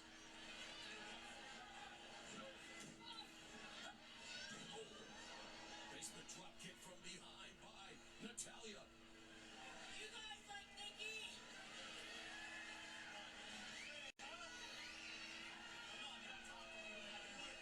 Natalya feels like she's fighting the entire world. But that's just the thing. I mean, Natalya is a superb technical. Well, then good luck, AJ. Good luck, sir. But the fact remains, she's jealous of Nikki Bella's success. Period. She just doesn't like the way that Nikki Bella would walk around here like she owned the place. Win the you know what? Win the match tonight, so you don't have to fight Shane at WrestleMania. Hometown from nearby here in Scottsdale, Arizona, and Natalya's been all over Nikki Bella here. I'll play along with it for the period of time. I'll play along with this one. Nikki Bella delivering a well-placed series of elbows to the midsection of Natalya, breaking the grip. Nice arm drag takeover by Nikki Bella. But quickly countered with another clothesline from the Queen of the Blood. Ty Dillinger that was a one-off. His thing at WrestleMania was a one-off. I suspect sometime after Survivor Series or after SummerSlam that he will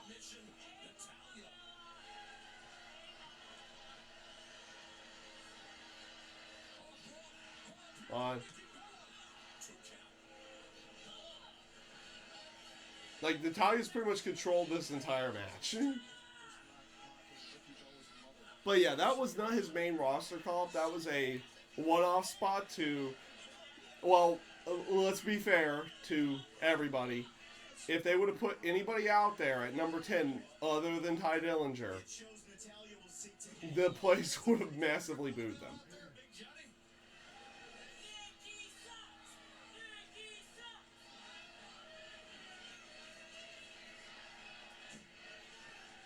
Natalya working on the left leg of Nikki. I don't, like I said, I don't suspect to see Ty Dillinger until, An attempt at the short famous by her uncle Bret Hart. Look, Natalya didn't bring her until after SummerSlam. I really don't. Nikki's parents are here because they're proud of her. There she is right there. right there. Her mom and her brother. She doesn't like beating somebody up in front of their family.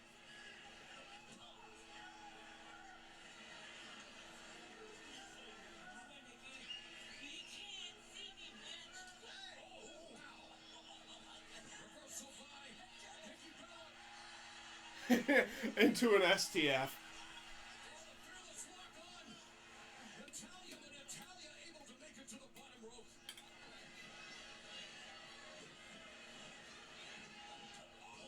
Oh, jeez. Now you're taking all of Cena's moves, Nikki. Rallying here. Oh. Over the knee and now the side press hooking the leg, and Nikki Bella almost put Natalya away. You know what would be hilarious if Nikki Bella would just start doing all, like, everything Cena, like even his comeback, do the shoulder tackles into the protoplex and everything? It would be great. By great, I mean not good. Ooh, nice Michinoku driver.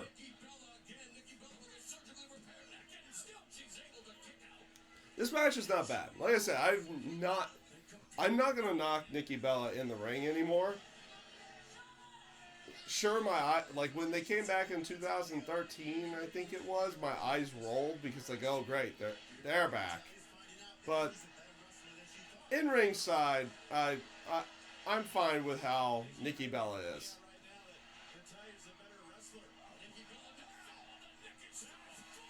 It's just that character-wise, I don't think too.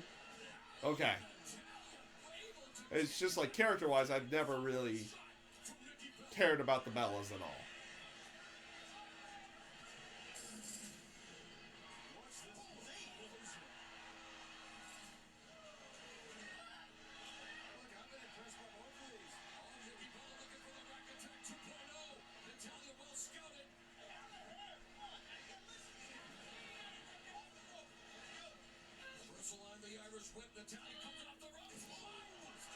Okay, that was an okay spine buster. It's not Arn Anderson, it's not Triple H, and it's not Carl Anderson, but it was okay. It was okay.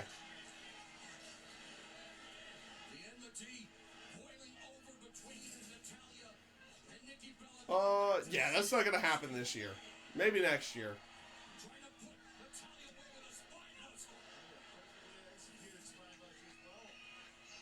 That's the thing, Nikki's been adding to her arsenal.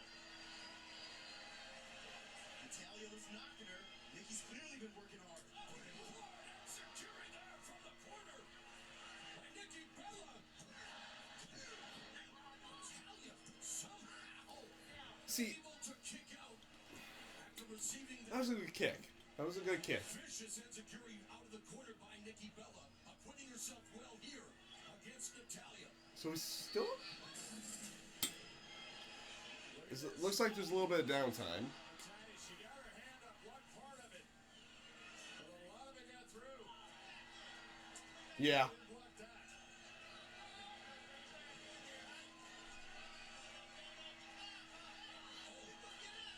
Natalia delivers a right hand to the top of Nikki Bella's head, and she makes her way up the turnbuckles as well, but both of them in a precarious position.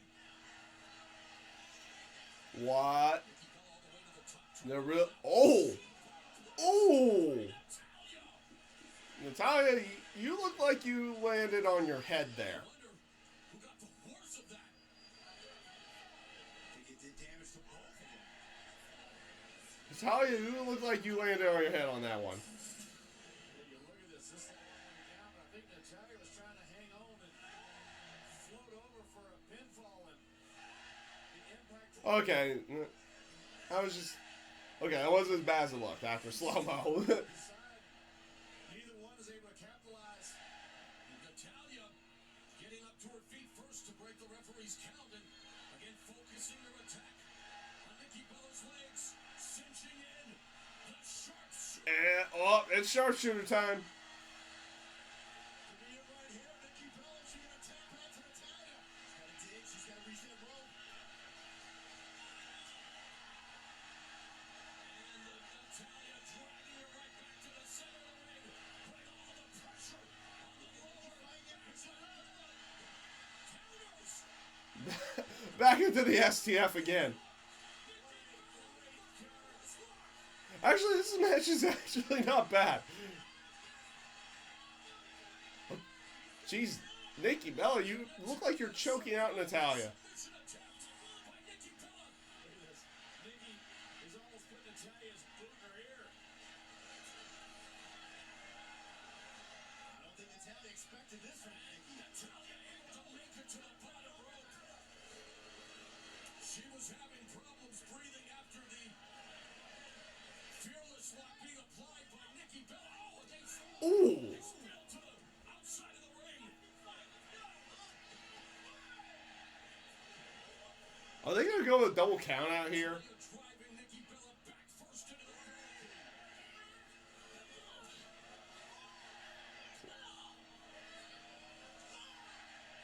Yeah, they're going with a double count out here, aren't they? Visuals at 7. Visuals at 7. They have to make it back into the ring. Out of 8. Somebody better get back in. Nikki Bella looking to break the count. Oh, They really went with a double count out? Wow.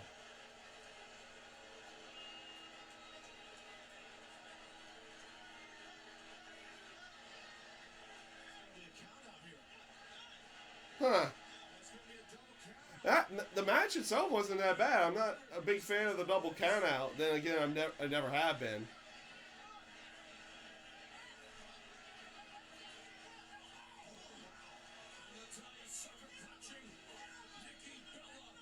Cheap shot from Natalia. Her MO.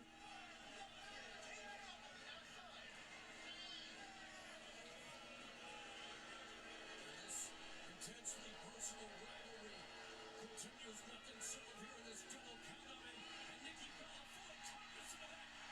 Running Oh, jeez. Spear. That might have been better than Roman's. That spear might have been better than Roman Reigns.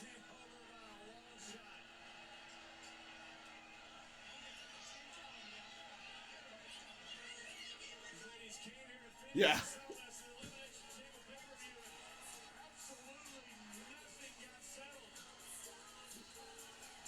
For once, I agree with JBL. Nothing got settled there. Between Nikki Bella and Natalia was served up by Carmella.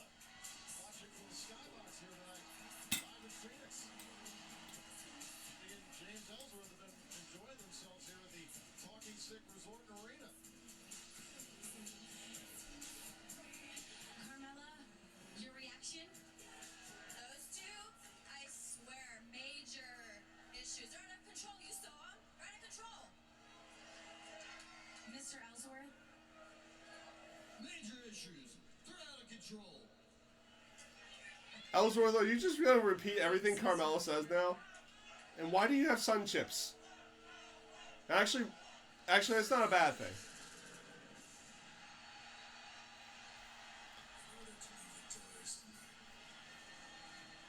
We must go our separate ways. But in the end, we will reunite. Welcome to the era of Wyatt.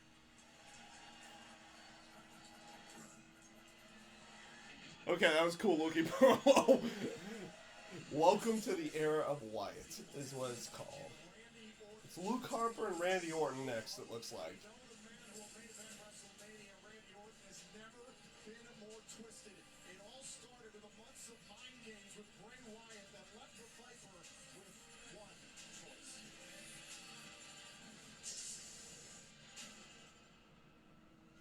If you can't beat him, join him.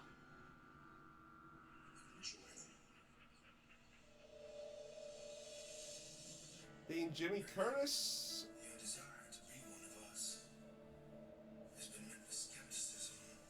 Unfortunately for Fandango, he's kind of in a spot where I don't know you can bring him back.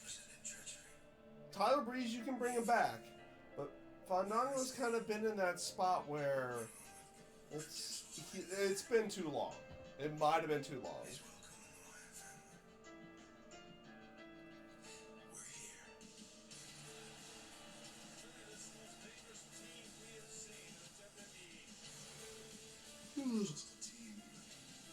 Sorry, I've been tired all day.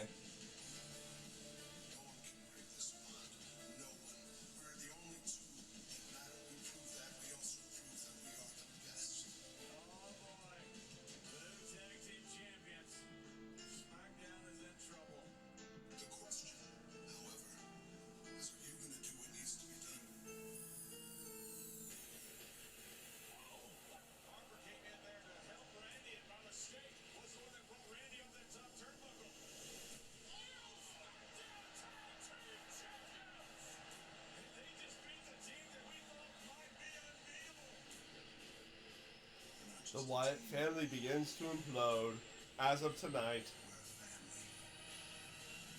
Or finishing the implosion is tonight. You see, a family divided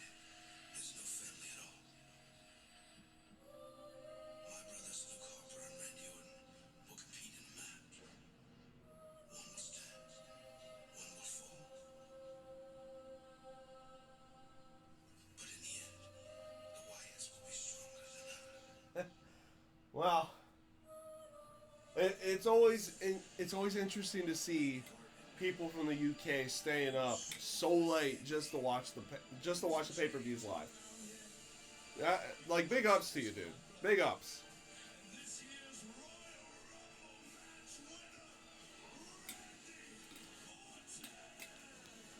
Always a big ups to that.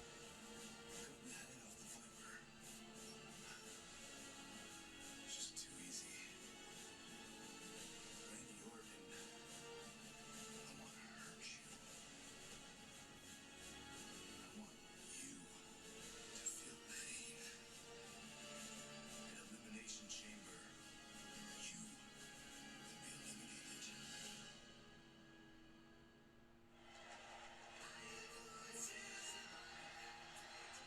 Oh, they're not gonna do the full.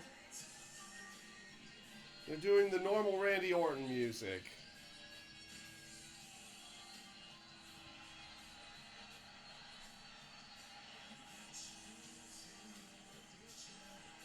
Well, I guess since he's not coming out with Bray, I guess that's fine. Because I'm not gonna lie, the whole aspect of it going from his original singles theme music to the I Hear Voices into the Wyatt's music is just amazing.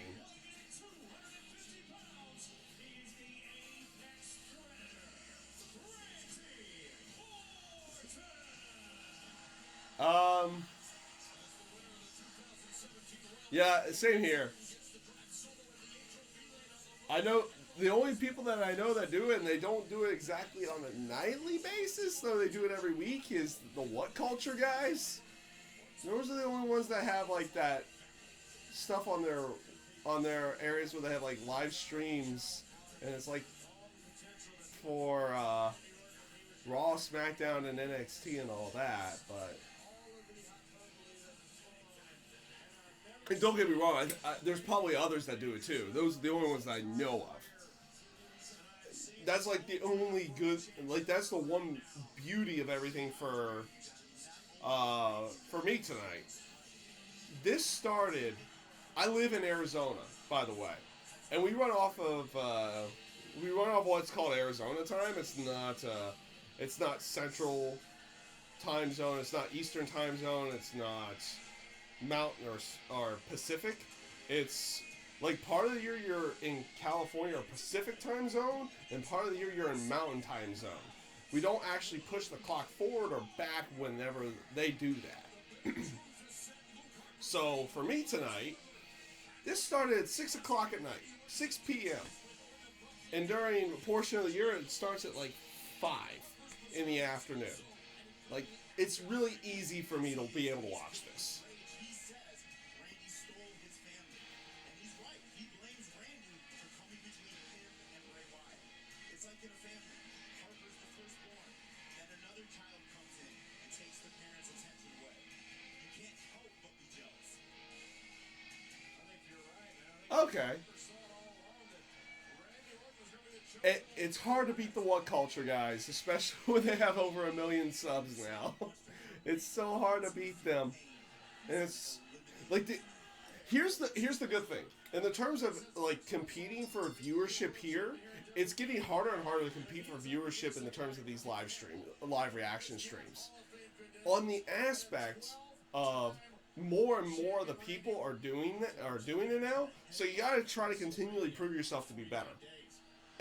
So instead of like saying, oh, the only reason why I don't get viewership is because such and such does it, it's like, no, screw that. Why don't I try to get myself better?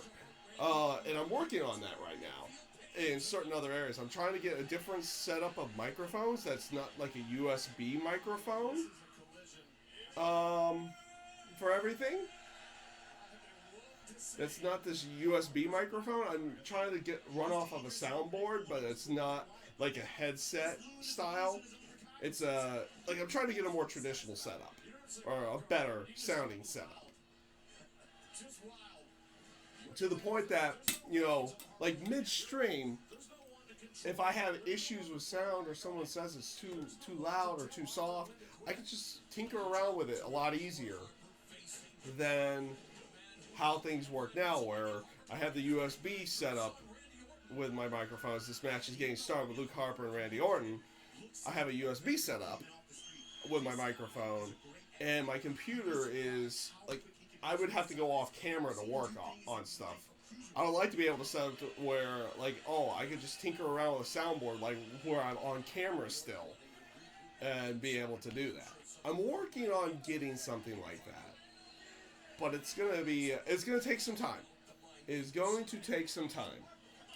And now with like the people who have better equipment than I do are beginning to do things like this as well. It makes me want to get better.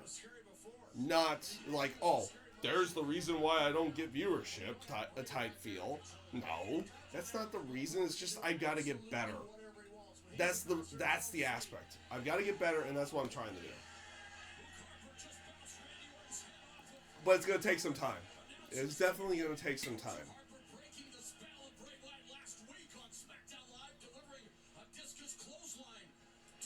I am very lucky for times. I won't lie on that. I will not lie on that. Very lucky on time frame. The only downside is if I get stuck at work late on Sundays. Which usually I don't, but sometimes I do.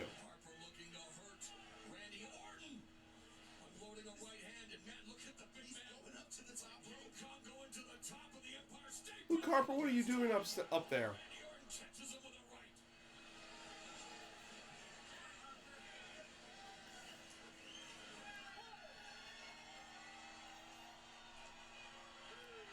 You're right. Randy Orton, you have been face this entire time, though you have technically been on the heel team. Well played. Well played.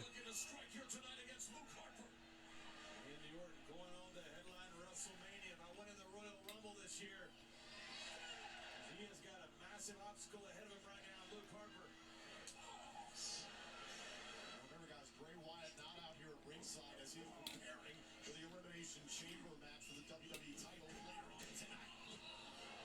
First goes Luke Harper into the corner. It's Randy Orton trying to keep the big man grounded. Takes him out again. And now it's Randy Orton driving Luke Harper's face. Oh, jeez. Oh, is that Otunga? No, he took out one of the stagehands. He didn't take out Otunga. Otunga got out of the way.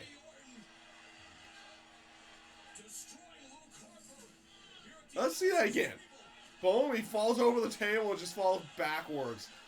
No, it was a stagehand. That table did not flinch. They did not gimmick it.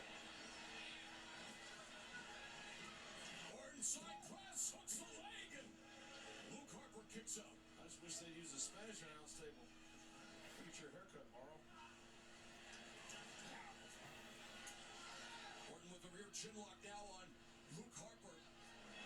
So bringing the pain, but also able to focus on a cold, calculating, measured attack. Is the very diverse and highly decorated.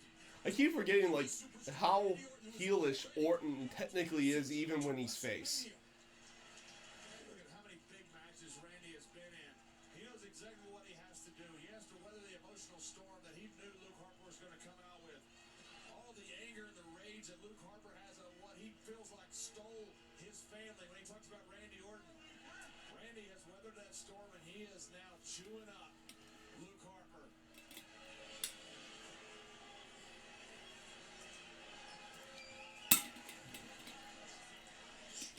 Not gonna lie to you. Feeling pretty good right now. Then again, that right there.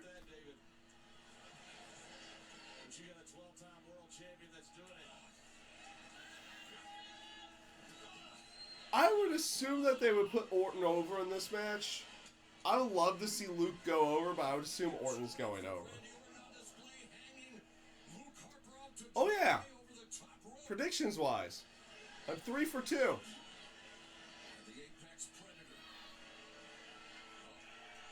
Oh, actually no. I'm 2-2-1 because that was a draw. The Nikki Bella and Natalya match was a draw. I picked Nikki Bella to win it.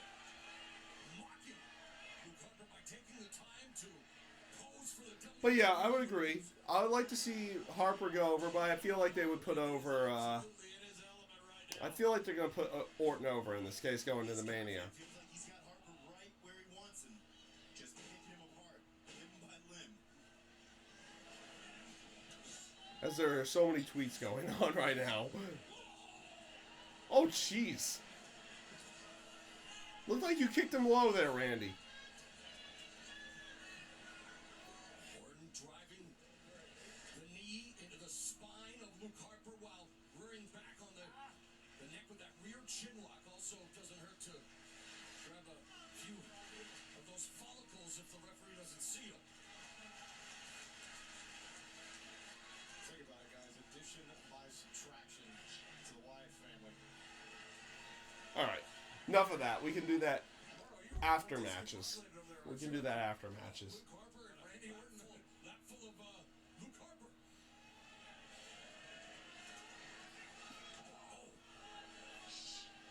And of course, Luke Harper hopes Randy Orton has his hands full with a bearded brawler from the backwoods, and Harper trying to fight his way back, but all it takes is one European uppercut from Orton, and then drives Harper back, forced into the corner before the big man explodes into the corner. Wow. Looked like he's right in the throat. Look at this. Luke Harper, you are more agile than what you look. Oh, jeez. He just did an Eddie Guerrero senton. That flip over the top rope into a senton. That was great. He got all of that one. Back press on Randy Orton. And the Viper escapes. That would have been a huge upset. Look at this. Luke Harper with his right in Randy Orton's face. You know, Randy may be looking ahead of WrestleMania. Luke Harper could score the upset of his career here. Uh-oh. Has him. Front face lock. Nope, not time for the draping DDT yet. Escapes. Snaps. Or for the second rope one. Or however they call it. Hangman's DDT? I don't know what they exactly call it.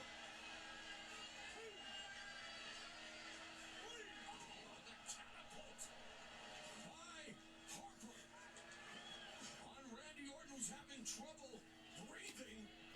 And that right there be softening up his throat for a nice discus clothesline.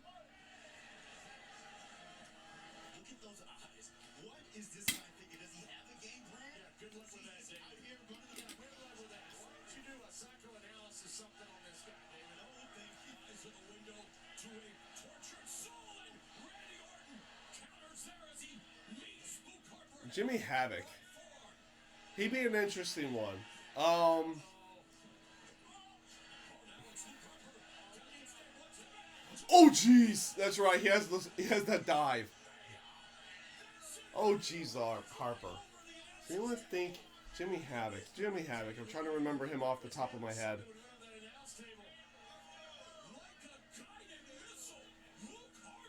Wouldn't he be a great addition? If the person I'm thinking off the top of my head, if I'm putting faces to names properly, I would say Jimmy Havoc would be great for the Cruiserweight division.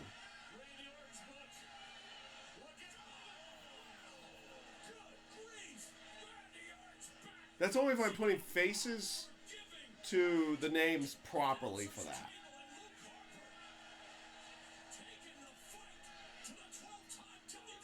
Oh, jeez. That was not a good-looking power slam, and you did it to the outside. That's all it takes for the Viper. He can strike at any time, John. And he does. Look, Randy Orton, the great ones always make it look easy. But Randy Orton realizes that he is in one hell of a fight today. Kind of six now back in the ring. And he's got to pull this big guy back in there. Harper took the chair in the chair. I'm sure Randy, I think Randy would take the count out right now. But he was on the receiving end of that scoop power slam by Orton. Harper able to create some separation with the right hand now. Oh, man. Oh, no.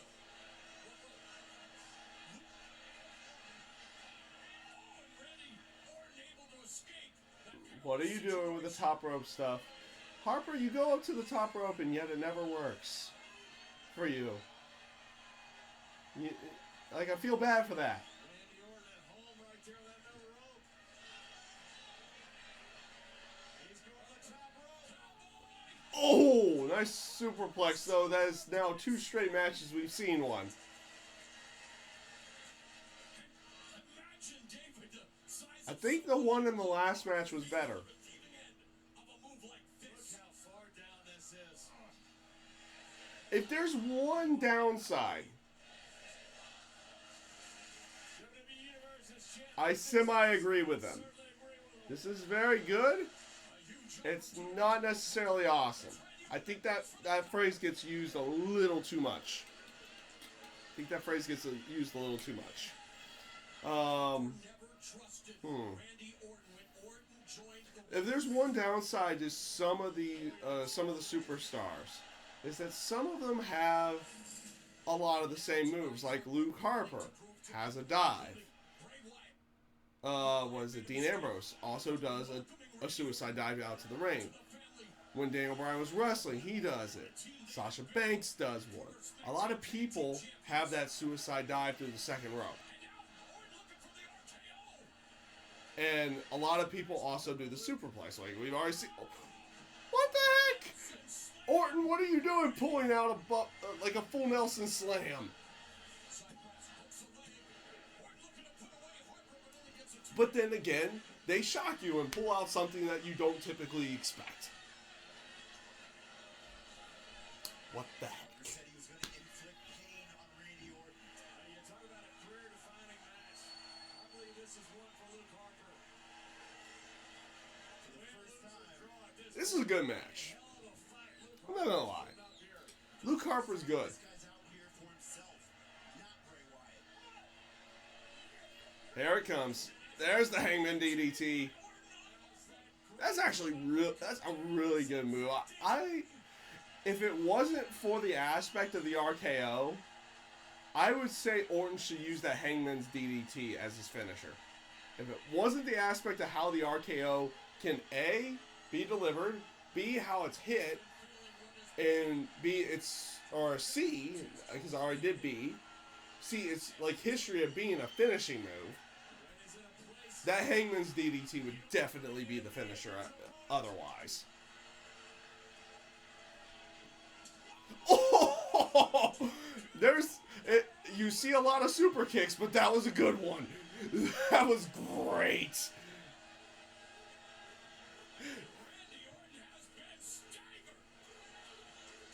Oh, he does have a really good super kick.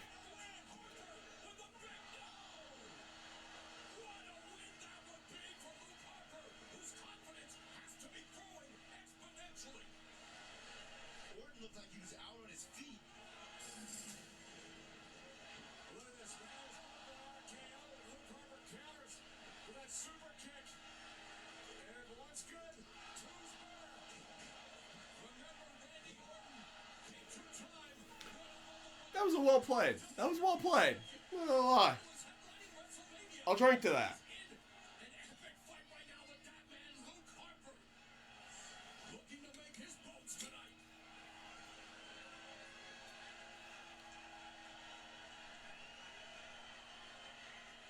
Luke Harper feels he was betrayed. He is fighting like a betrayed Oh, that's the second counter to the RKO. by Orton. Comes off the ropes. Into the midsection by Luke Harper. Oh, oh, nice power bomb.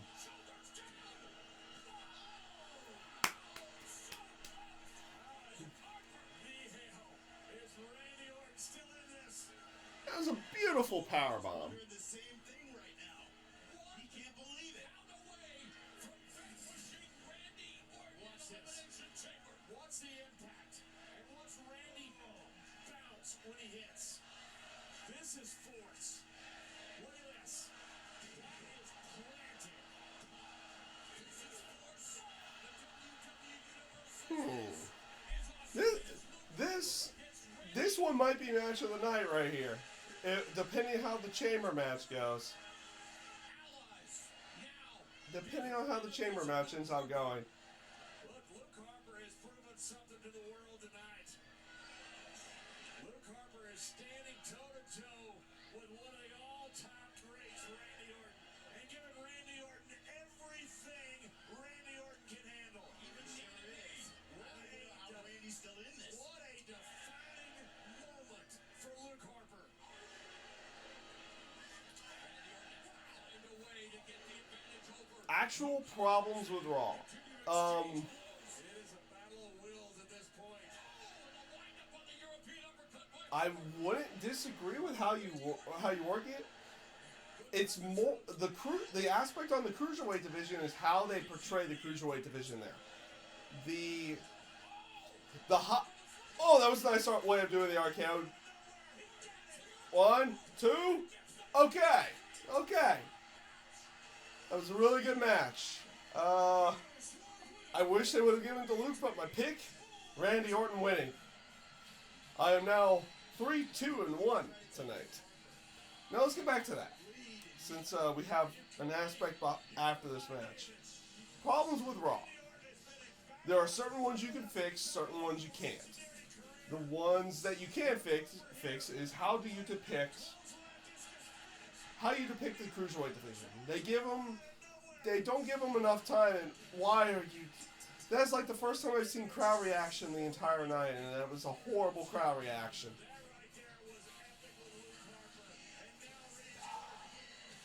Kevin Dunn. You know, I am convinced WWE does those crowd reactions in the arena now to depict off of people doing things like this. I really do. I don't blame them for doing it, because you can get some good crowd reactions. It's just that they cut to them at the worst possible times.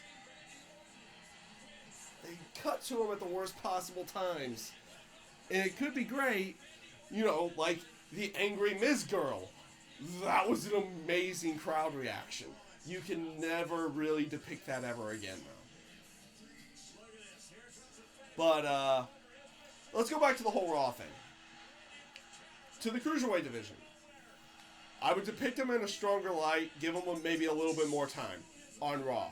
I mean, you have 205 Live and everything like that, and they get more time and things look better, but more faces would be watching the stuff on Monday Night Raw. Allow them to do a little bit more. The problem with the main event scene is not the people in the main event. I'll go off and say it. I'm not a person that actually hates Roman Reigns that much.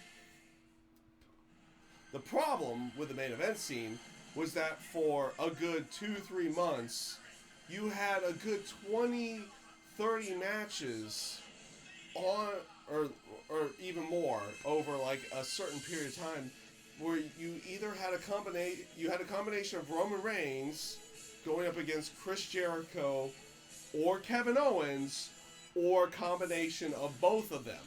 So there was too much of that aspect. So when you had matches that were with Kevin Owens and Roman Reigns for the title, it didn't seem as special because there were so many combinations of it that you saw beforehand, and you saw one-on-one matches before their title matches to go along with it. Now the aspect behind the women's title side, I was okay with that. Only on the aspect of the way they depicted both Sasha and Charlotte was that neither one of them could really gain control, and that it took a match, even though they had other gimmick matches in there, it finally took Mick Foley or the power that's there. It's like, hey, regardless of what happens here, this ends. So it depicted both of them as being strong. It's like that Charlotte would win on the pay-per-views, and that Sasha would win on Raw. So it actually worked. Now the mid-card side, I would agree with you with, though they were developing that a little bit. I wish they would have a little bit more with the U.S. title, though having it around Chris Jericho could actually depict a better mid-card side at that point in time to go along with it. So I think that kind of covers everything. Now, one problem that I wish they could fix that I know they can't. I wish Raw would go back to 2 hours. Now, there's an essential problem with that. They do have they are contractually obligated until 2019 with the USA Network to be 3 hours. So we won't see it for another couple of years. I'm hoping that's what they go for on their next TV contract. And now they're doing a backstage interview with Nikki Bella. Yes, Renee, they are far from over. You know, Maddie claims to be this amazing wrestler, but tonight Yep, there you go. There's the attack. Okay, it's not over between the two. Oh, jeez.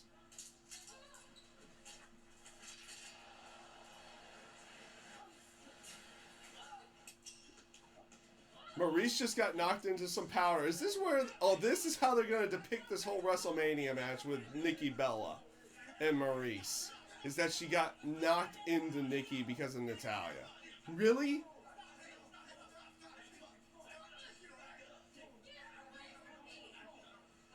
That's how they're going to do this, aren't they? Okay, they don't do anything there with it, though. And now it's time for the women's title match. Naomi's entrance is great. I'm not gonna lie on that one. It's great. I like the dark light the black light feel of everything. And it works towards that personality. Like, you feel like Naomi actually is that personality.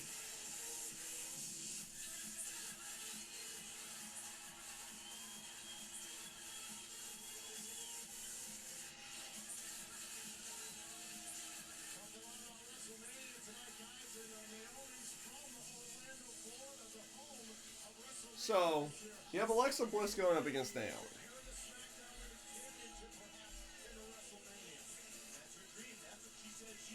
Can I turn up the volume?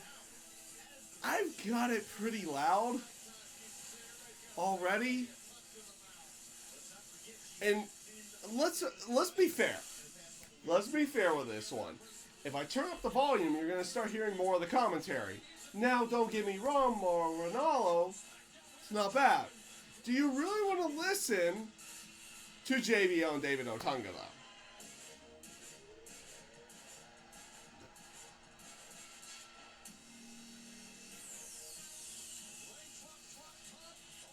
They have not done anything tonight to build this match. Then again, I guess they've kind of built everything else around it. That dual contract signing that they had on SmackDown a couple weeks ago, or not a couple weeks ago, but on Tuesday, was actually a lot better than I thought it was going to be. I was really worried about that one being a bad display, but it was actually kind of good.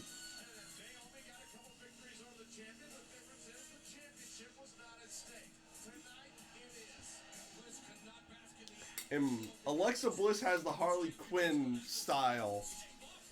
Well, not the full-on Harley Quinn style in the terms of how she's depicted in her hair, but like she has a thing on her attire that depicts the Harley Quinn thing. Introducing the challenger from Orlando, Florida, Naomi. So they depicted this whole aspect that Naomi's gotten a couple wins over Alexa in tag team matches, and that she is trying to go into Orlando, her hometown, into WrestleMania as SmackDown Women's Champion.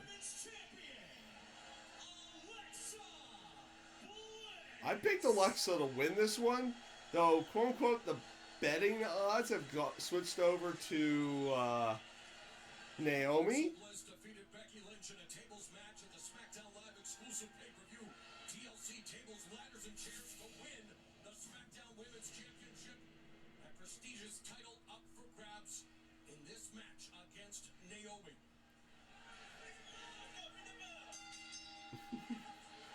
Maybe at some point in time, yeah. Ready to get it on. But not right now. What a quick roll by Naomi. This is what I'm talking about. She's not taking Naomi seriously. flipping her hair in her face? She better wake up and take her seriously. She's gonna wake up. Dude, she just did a Razor Ramon spot, but with gum.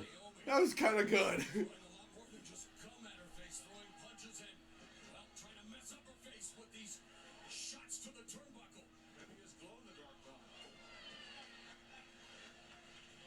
Naomi, who loves to use the ropes when it's to her benefit, and that was well scouted by... If they have, like, multiple, like, I don't think they should have multiple matches tonight end in either DQ or countouts.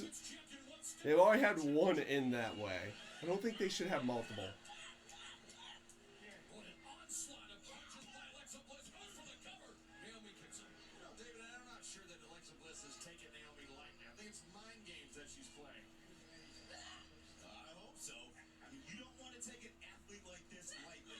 Trust me. You are correct. Naomi's got all the tools. I've been saying this. It's a matter of time. She's a future SmackDown Women's Champion. There's a breakout year in 2016 for Alexa Bliss, the Dominion of Dynamo, who is now the SmackDown Women's Champion. And Naomi looking for her first championship in WWE. Covered by Bliss.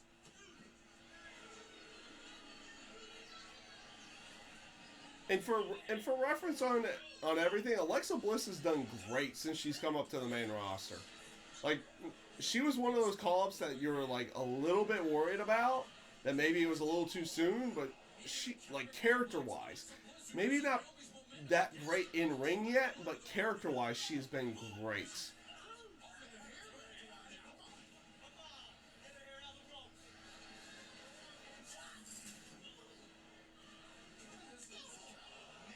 This is just incredibly innovative. Covered by Bliss. Naomi again able to escape. In the NFL, you tackle somebody using the hair, it's not illegal.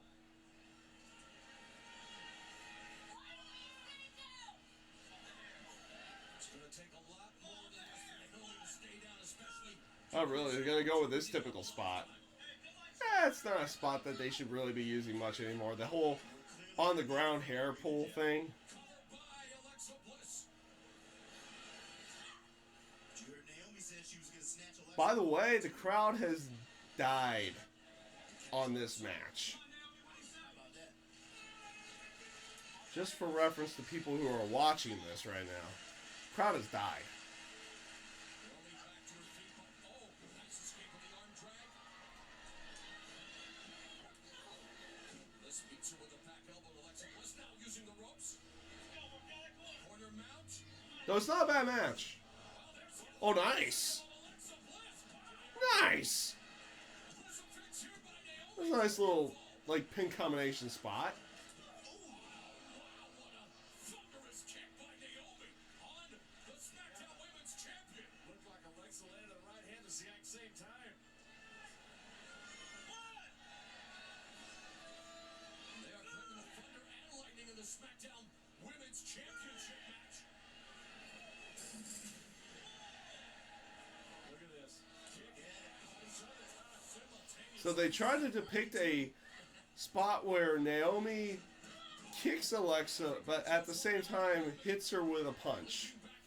Didn't come off looking all that great.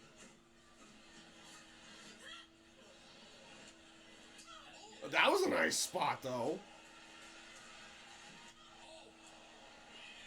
A lot of people have that springboard kick now, too. Somersault, clothesline by Naomi. Yeah, she's feeling the blow, all right.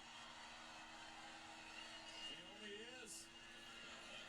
You find it different though that when you're I think you'll see Asuka around the main roster. champion, love to feel what it's like though to be SmackDown Women's Oh, blockbuster. Nice. by Naomi.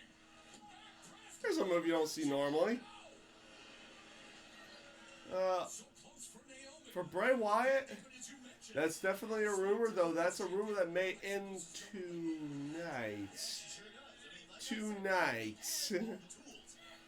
Now, as Asuka being on the main roster, there's a reason Alexa Bliss has been the champion for so long. it's hard to depict. I wish you wouldn't use that move. Alexa Bliss is SmackDown Women's doesn't look all that good. The whole quote unquote rear view move, it just doesn't look that good. But oh, she's going for that split-legged. Nope, nope. Alexa's like, no, you can't do the split-legged moonsault yet.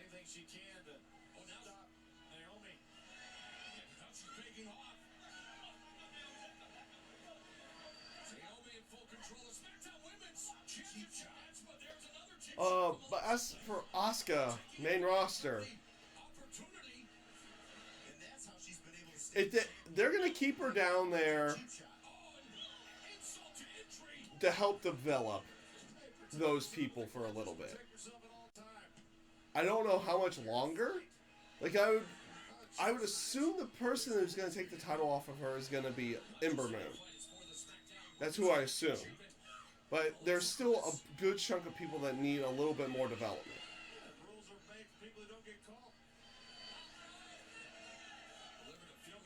But I think you'll see Asuka on the main roster at some point. You will. No later than SummerSlam, earliest night after WrestleMania.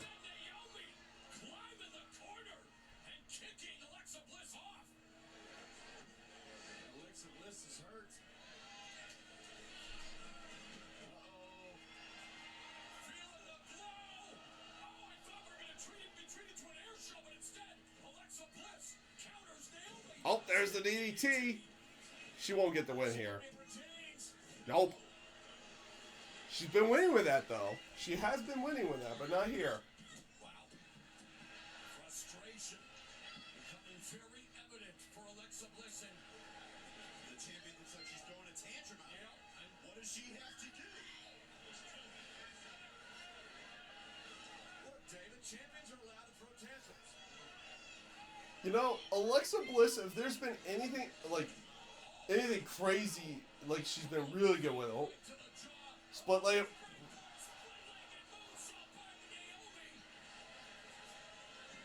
Wait, what?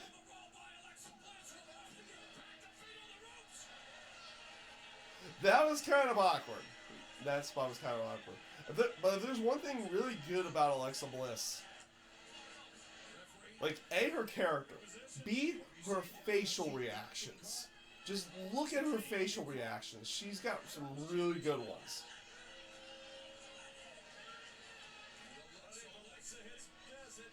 That spot, though, leading into this was a little sloppy. Ooh, countered. Oh, jeez, that was a little sloppy ending. They put the title on Naomi. Really? Really? Yeah, it is rumored that Samoa Joe's going to get a huge push, but wow, they put the title on Naomi.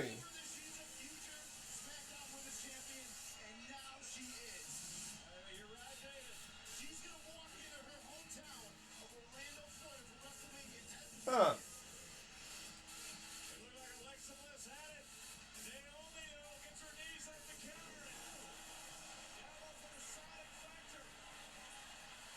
That ending, like, both those split-legged moonsaults that were, oh, that did not look good.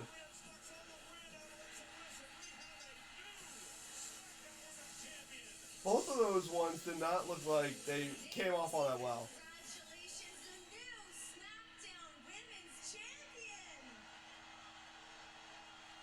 And now Naomi's going to get an interview. How are you feeling right now? I feel amazing.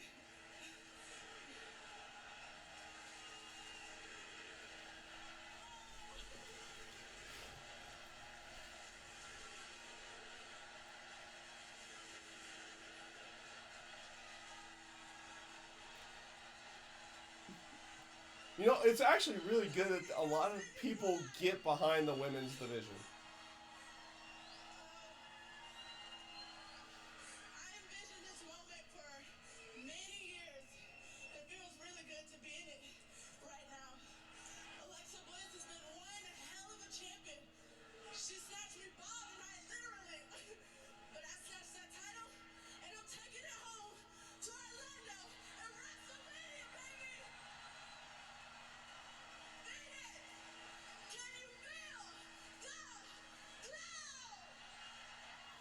Wow.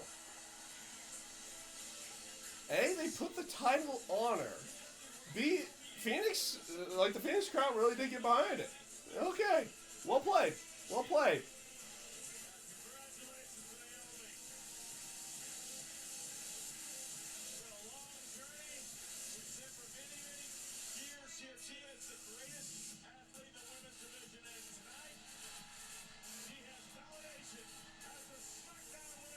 Huh.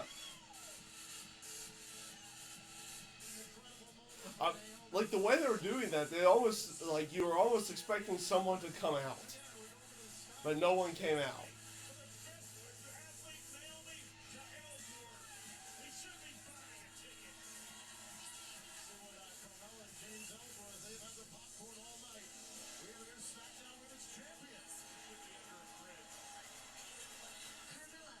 Honestly, I'm getting a little sick of you interrupting me. I'm trying to watch the show. Carmella's pretty good as a character. We have a new women's champion. Hey, didn't she just tell you she's trying to watch the show? And Ellsworth, you're a little puppy dog. James! You know what, Dasha? Scram! Get out of here. Oh jeez. Mic drop. He's trying to do a mic drop. Oh, Ellsworth, you're so bad. Enzo, there's All right, they're going into main event, people. you got tonight. You see They're going into main event. I will be. crispy. I'll be right back. I'll be right back. I've got to refill frosty beverage. Chicken, aren't you? Talk about new KFC Georgia Gold. KFC's new Georgia Gold. It's bigger looking gold. Tomorrow night, it's time to celebrate. For my birthday, I'm taking the Foley family to one of our favorite places on earth, Foley style. Shopping. Shopping. I'm actually really tired. They're lost, man. They're lost. Holy Foley. Tomorrow night, immediately following Raw, only on WWE Network. Do you know why I am the longest reigning WWE Universal Champion in history? I do know why. That's because you've never faced me.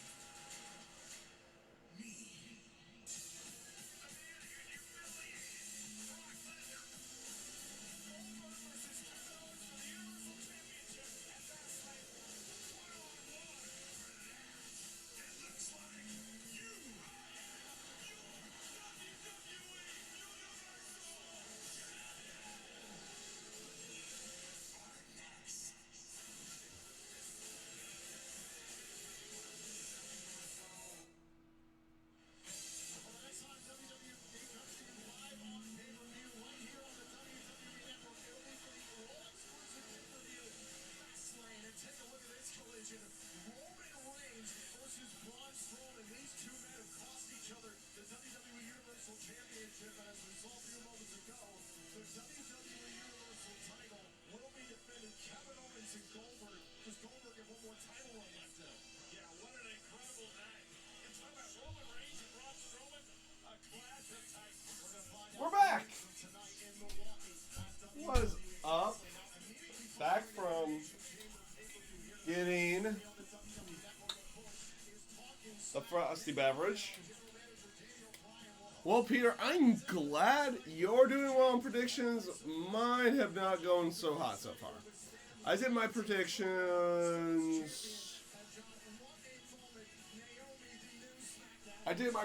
Friday afternoon, I think. And now I am 3-3-1. Like the only way for me, oh my god, the chamber has a giant WWE logo on the top of it.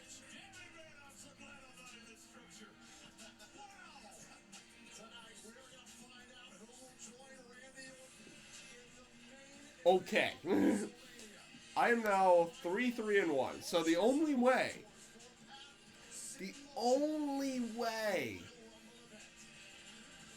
I get to be positive in any way, shape, or form going into this match or after this match is if Bray Wyatt wins it.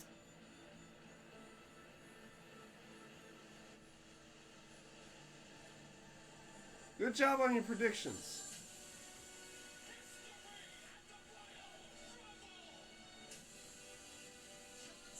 I've done poorly. I wish I had done better.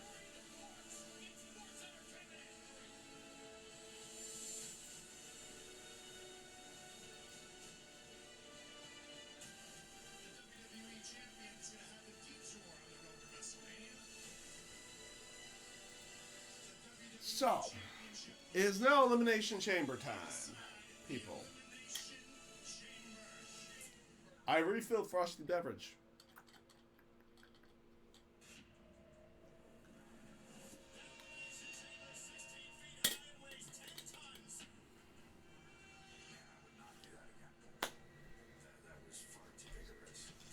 Okay, I like this. I like this.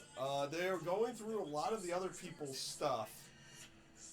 How they feel about the Elimination Chamber. Like they have Edge talking about it. They have Booker T talking about it. This is how they're using the video package. I like it.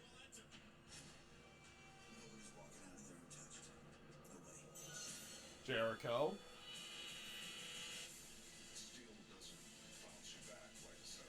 Okay, they have Orton talking about it too. Like I like how they're doing this with the video package.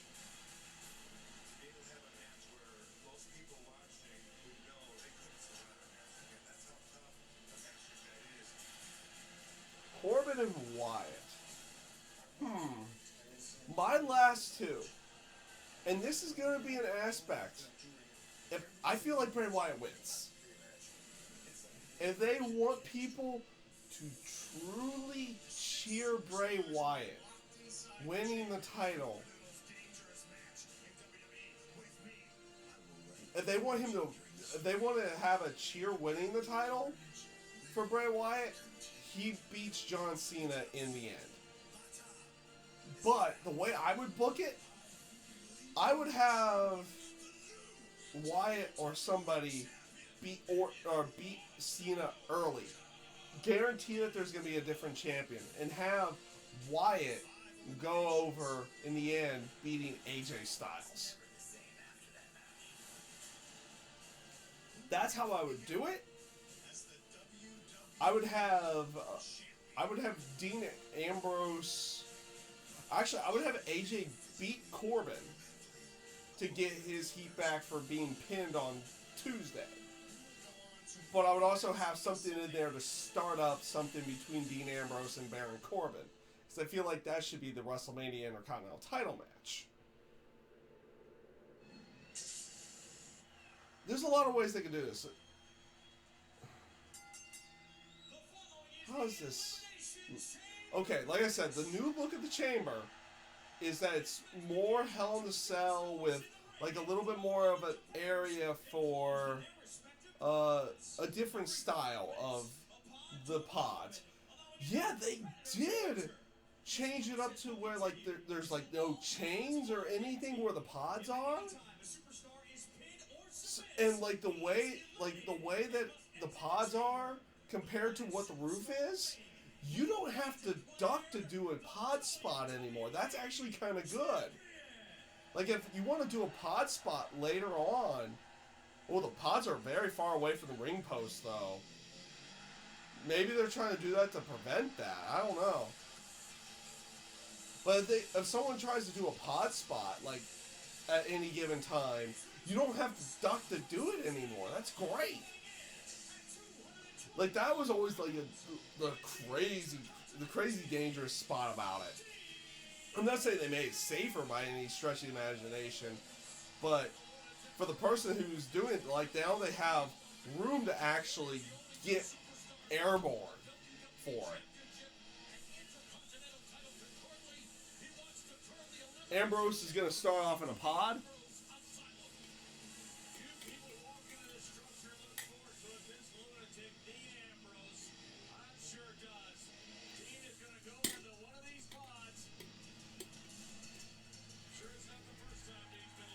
So, Dean in a pod.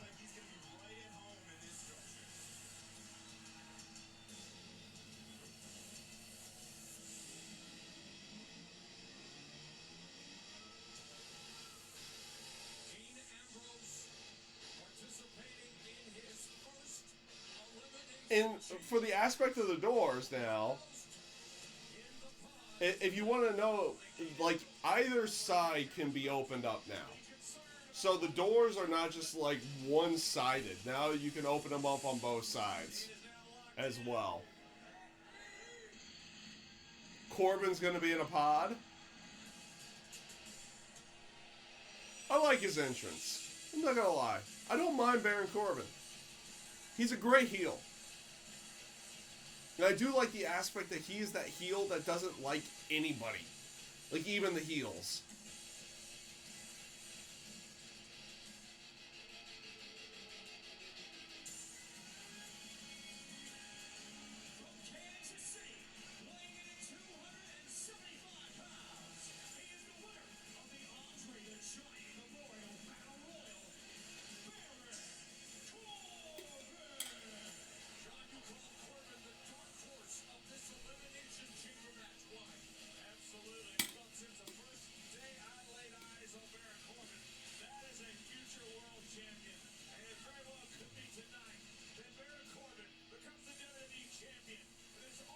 Corbin, I could see as champion at some point. Maybe not right now, but sometime this year. I could see it. He has the mystique to pull it off. Like, as a heel champion, I think he would work.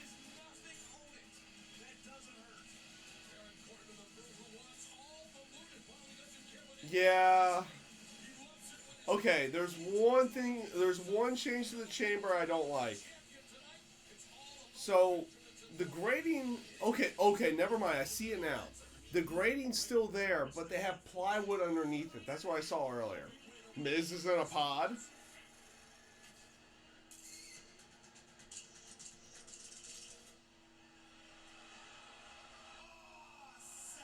Okay, they still have the grating on the floor itself. So it still has that mystique of being super dangerous.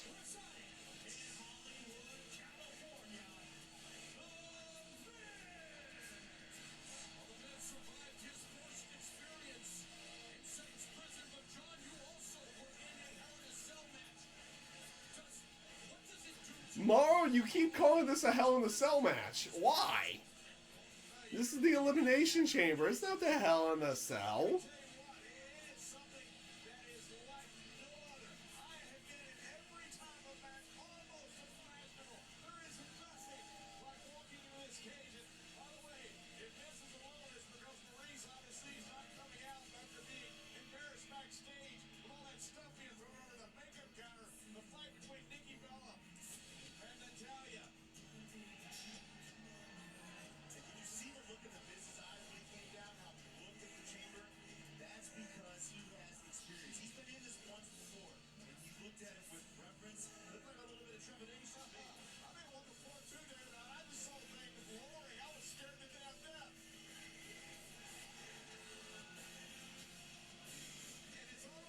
Oh, so that's what they did. Yeah, I don't like what they did to the chamber.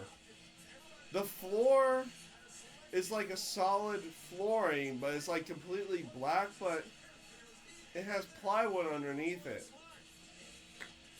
That's a little... Wyatt in a pod. They're going to start off with AJ and Cena. Oh, this is going to be great. By the way, the scene looks amazing.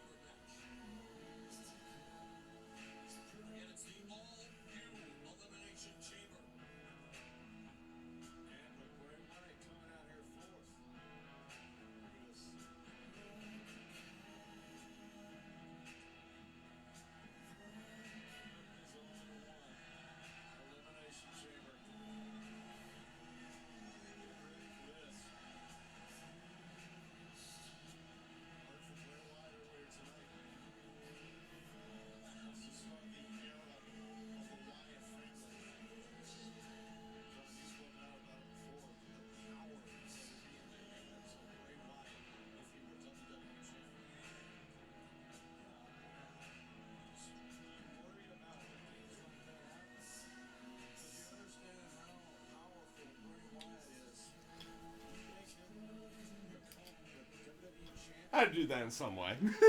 I had to do that in some way, shape, or form.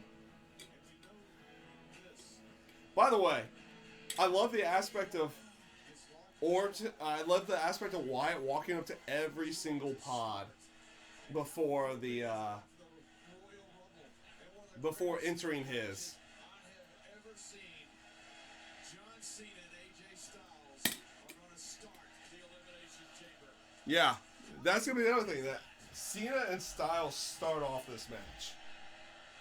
If you notice when Bray Wyatt came down here, The jeez, the pop that Styles got.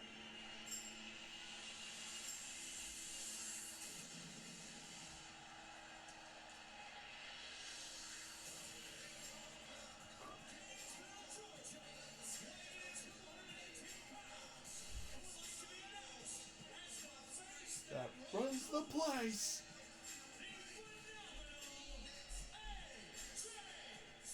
Styles is my second pick tonight, but Wyatt is my main pick.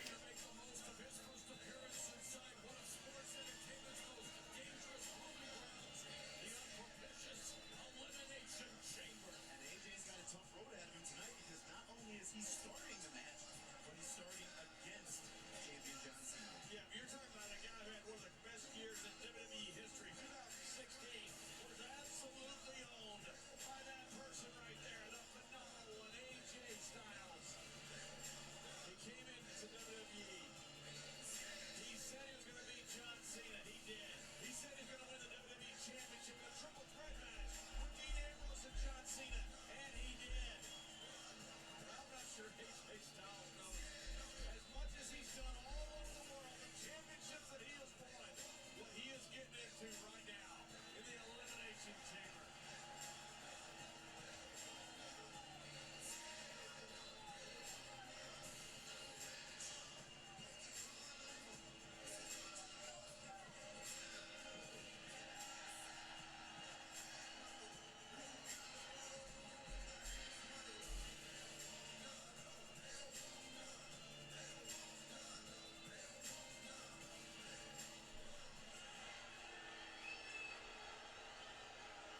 Oh, geez, Cena, you're getting booed pretty hard tonight. Cena, you're going to get booed pretty hard tonight. They do not...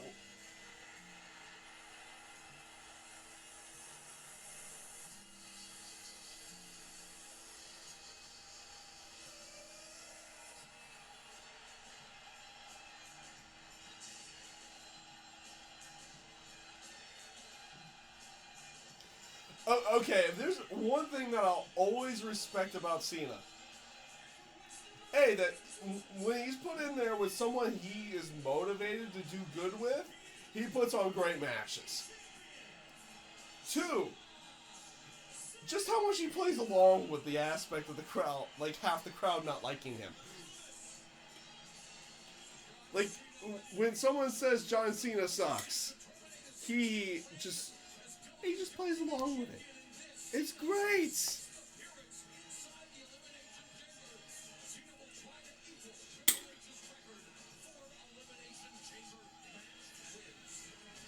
has the most experience in Elimination Chamber matches, but he's also walking in as the WWE Champion, which means he has the biggest target on his back.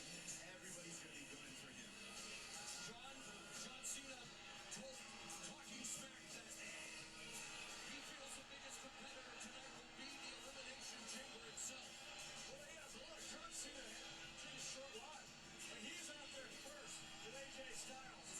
He's going to go through 5 other competitors. Somebody's going to come out of their pod last and does not have near as long, near as hard a fight for the WWE Championship. John Cena is starting at the bottom of the mountain, and he has no champion's advantage whatsoever. Cena says that the crowd works against you and the structure itself. He says he's looking out for AJ Styles because, well, Cena says I'm looking at this.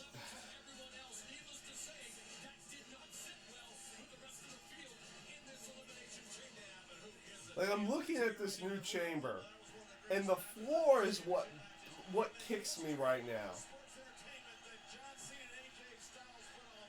Let WWE We'll see how it gets depicted when someone lands on it. Because it looks like maybe it's just an aspect of I know there's plywood underneath it. Because it looks like there's something there. Like it looks like the grating's still there. But there's like plywood underneath it. The rest of the design, the whole aspect that it's square now with a more rounded roof, with just a rounded style roof, I think it's fine. Yeah, they definitely changed. They definitely changed up the flooring.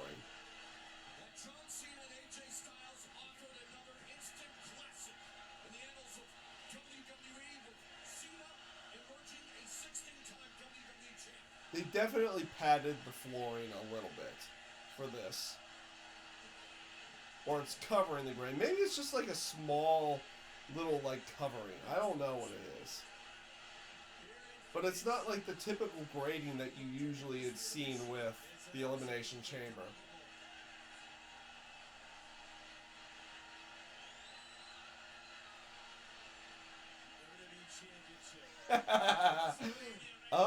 I'll try to take the belt from you either at Fastlane or at WrestleMania.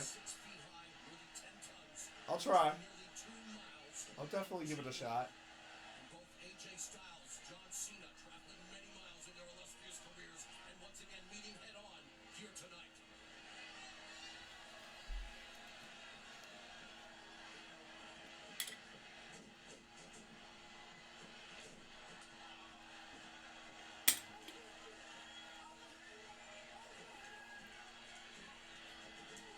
By the way, starting this off with Cena and Styles is great.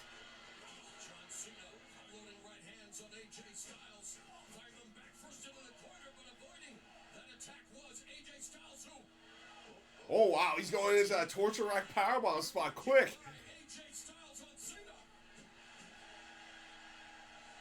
Oh.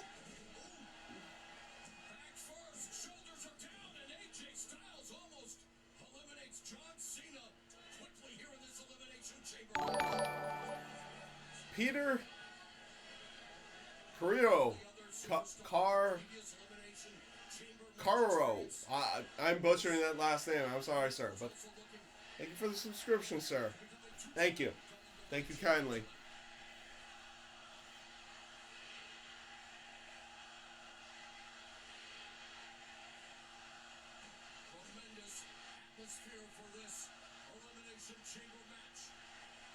Oh.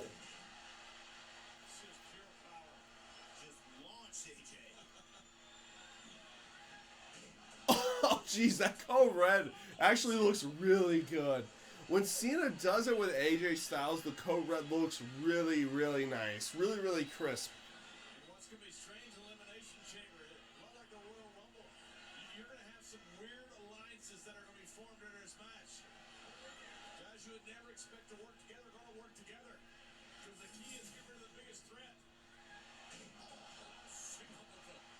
Ah, jeez, the code red looked really good.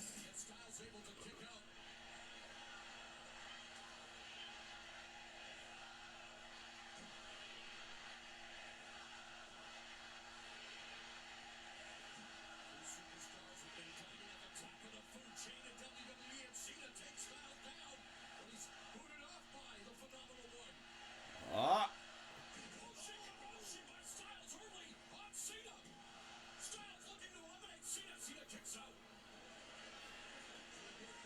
Look at this. We're almost inside the pod with these superstars.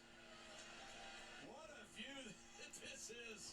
Nervous energy coursing through their veins, well, some of them at least.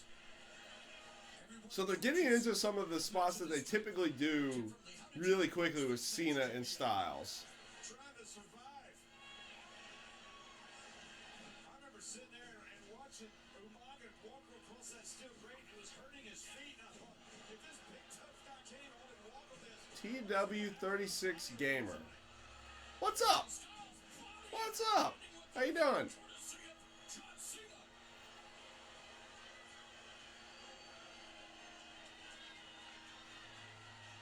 If Styles eliminates Cena in like the first 5 minutes, that would be amazing. Never mind. Oh, wow. Hey, there's no way it's been 5 minutes already.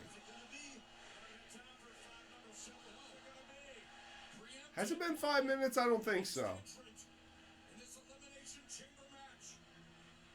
Okay, now that they have the whole aspect of the WWE logo there and the way it looks,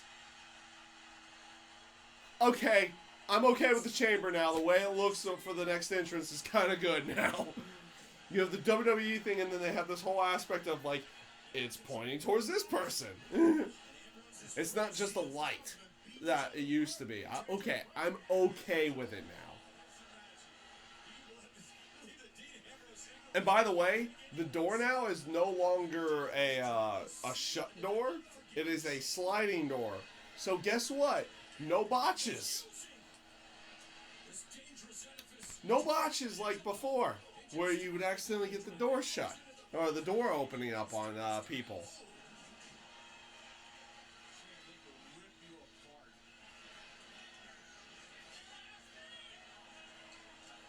But they definitely cushioned that floor. But for reference, it just looks like it's like the grating is still there, but it just has like a little bit of plywood over it. Oh!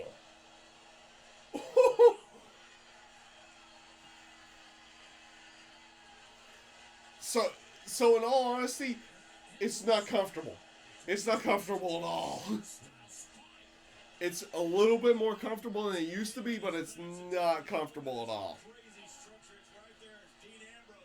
But the one problem that you get is that you don't get, oh my god, Ambrose is already on top of a pod. Of course it would be Ambrose up there. Of course. Oh!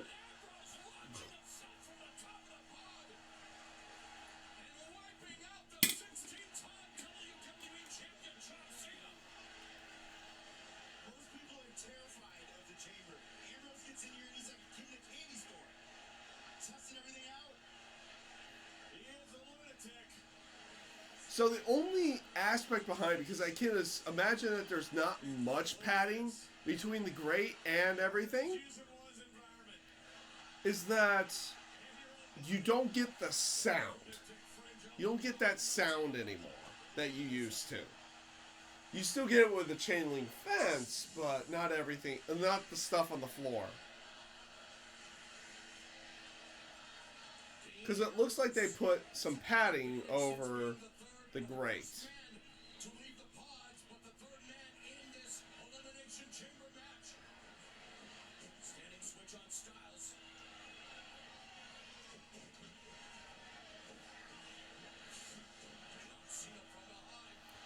What? What? What are you doing a double German suplex spot? Where's Brock Lesnar?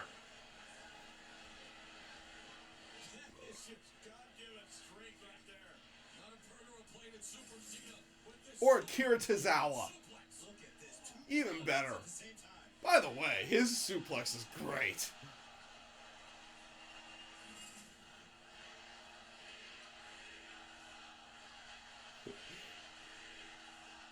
Let's go Cena, Cena sucks. Let's go Cena, Cena sucks.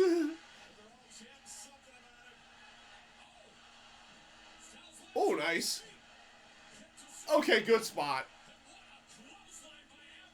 It landed where everybody got knocked out. The lunatic ending with the lunatic lariat.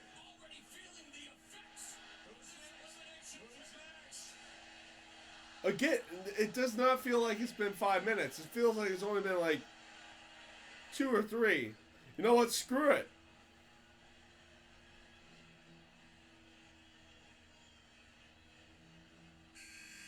Okay.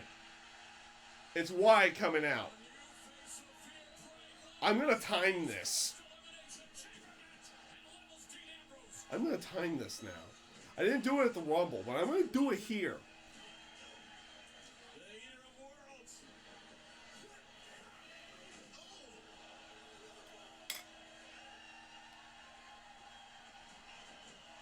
Because like I said, I don't believe it's been like 5 minutes between each entrance. Oh! Launches Styles into the chain link. Ow! Styles, why are you doing that?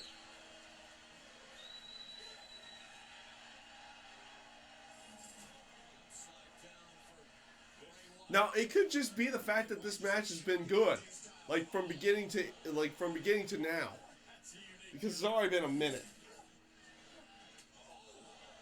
Big kick by AJ Styles. since Bray entered the match. AJ Styles. What? By AJ Styles. That was a nice leg drop. Wherever you look inside the Elimination Chamber, 4 bodies lying in ruin. Dean Ambrose like, yeah, I'm just gonna chill out here in the corner for a little bit. Things and now Cena renewing acquaintances with AJ Styles.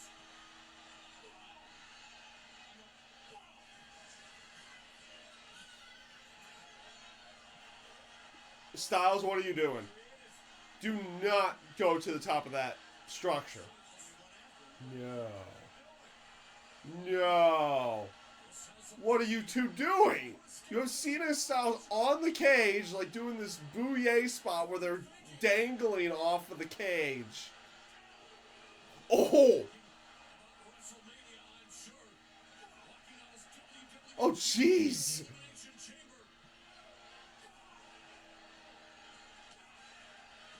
Oh! Crashes down hard.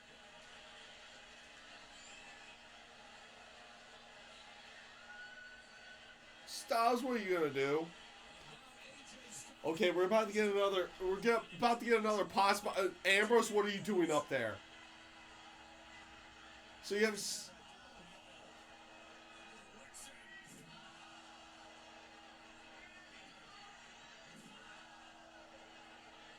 Brutal exchange here between Ow! Okay, okay, this is getting good. Wyatt's got a hold of Dean's leg.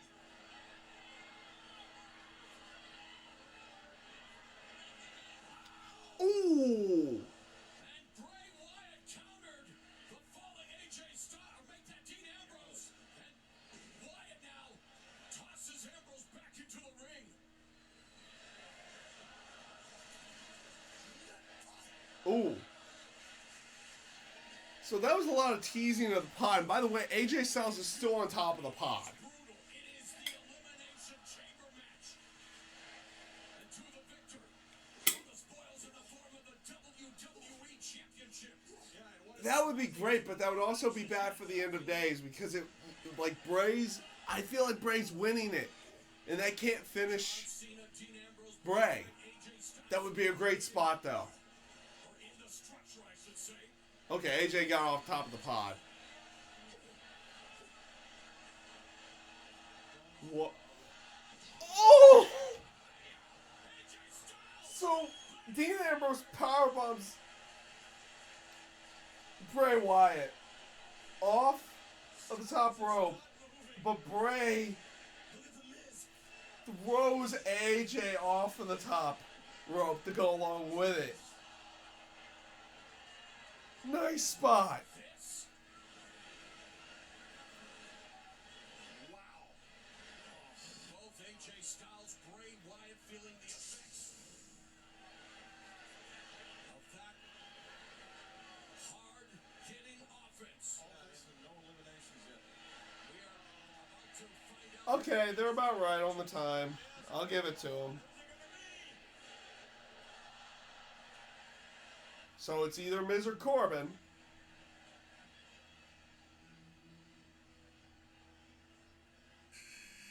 Corbin comes out.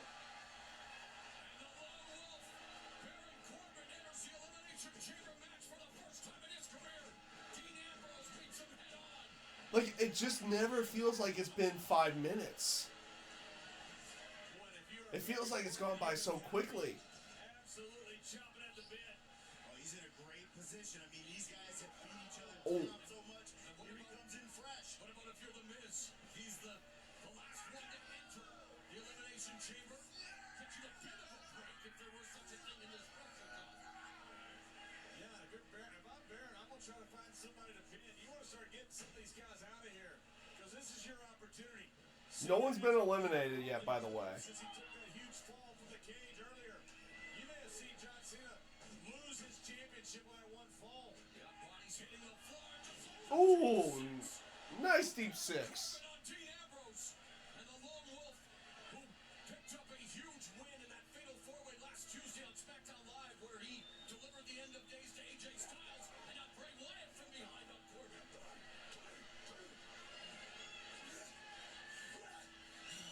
What? He tried an Uranagi, but okay. It got countered. Corbin countered the Uranagi.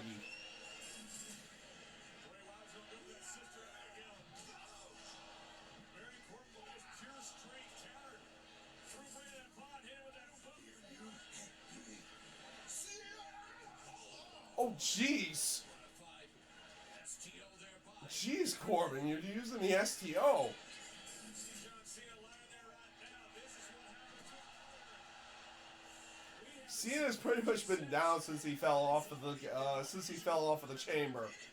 In all fairness. Oh, jeez, end of days. Oh, wait a minute. Cena has Corbin in the STF.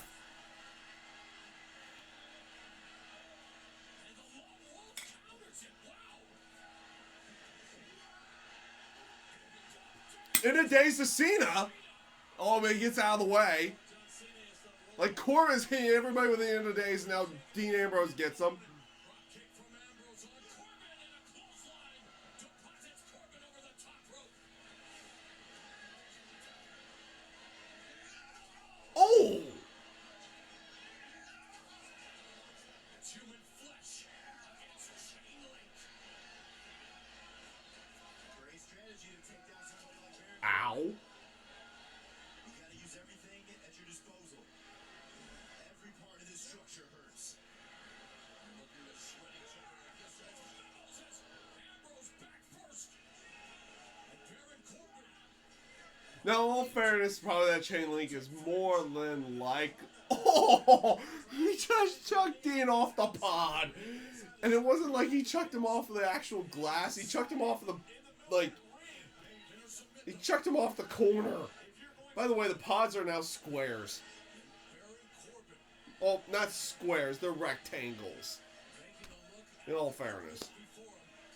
This is just sitting in his pods like, yeah, I'm not in this match yet. Thank God. Carnage that's going on that you're about to be part of this. Counter by Ambrose looking for the dirty deeds on Corbin. Ooh. Oh! Burst into that chain link. Goes Dean Ambrose. Just for reference, I am still timing this. John, all the dark horses feeling it. Oh, gotcha, WWE. It's only been about 4 minutes. Miz just came out.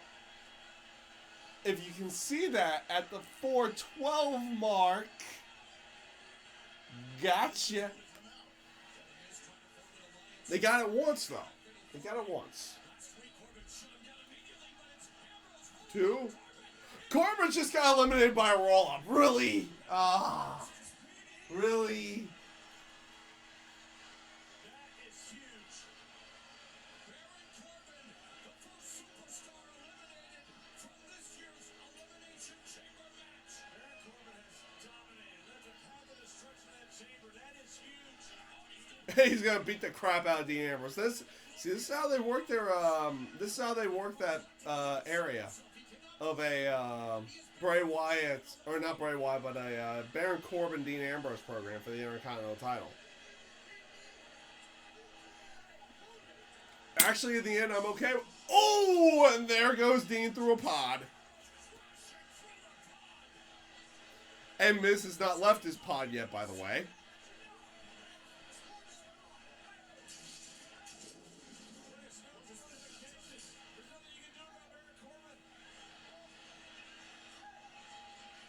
Try and get this big angry man out of there. He's not leaving until he feels like it. Corbin I want to see someone do that Kofi Kingston spot where they get their head trapped in the chain link. Oh!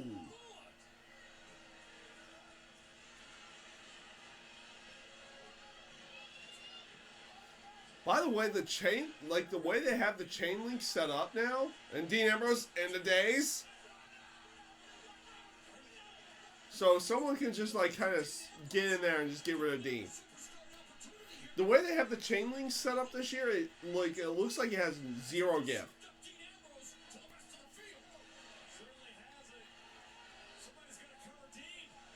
This is just sitting there in the pod area like, Puma? There he goes. He's going after Dean now. 1, 2, and Dean's eliminated. It's like Miz has done nothing, but he got an elimination.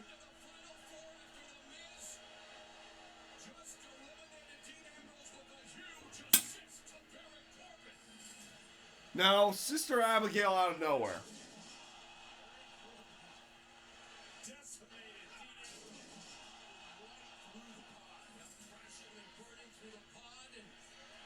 Designs of becoming a two-time WWE champion just crashed and burned as well. Courtesy of Baron Corbin and then the Miz. Miz is probably the greatest heel ever, and now he's doing the Daniel Bryan kicks again. Taunting SmackDown Live GM Daniel Bryan.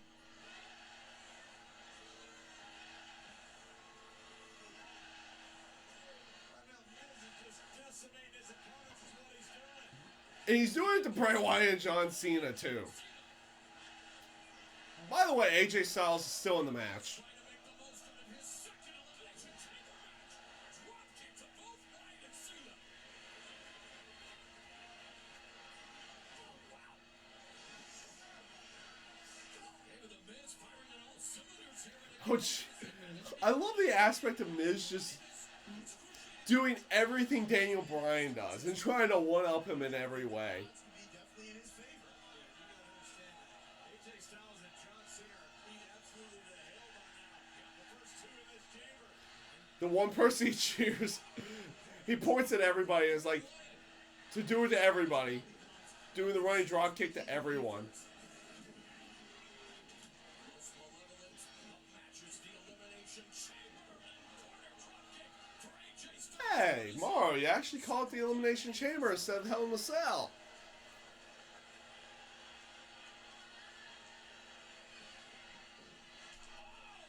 Awesome clothesline by the Miz.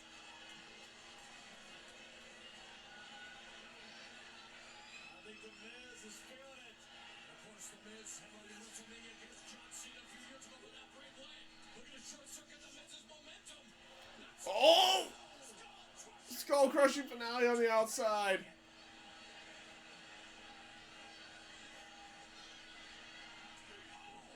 Oh, Miz, you're gonna get caught. Well, and Cena just has that face like, yep, and hey, and done for you. 2, Miz gone. Bye-bye. He gets hit with one move, and he's done.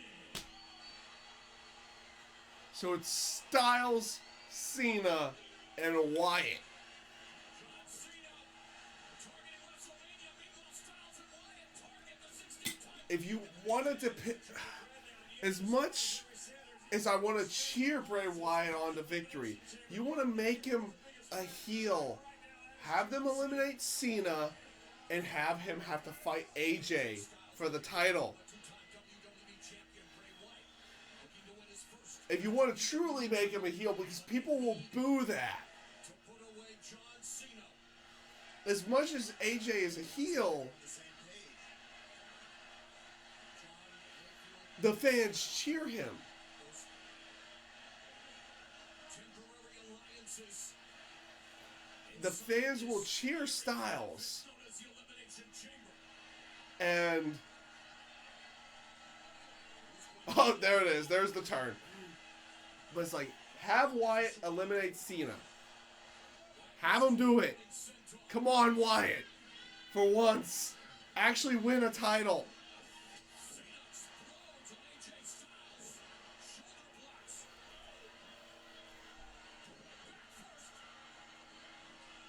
And Protoplex time.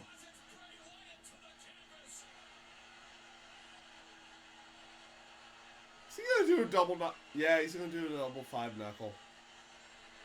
No. Okay, Bets. How far does he miss both of these guys by with the punches? Oh God, he was nowhere near Wyatt at all. AA to Wyatt. No. AA to Cena? Or to Styles? No. Into the Styles Clash. Styles Clash. 1, 2. Nope. Kick out.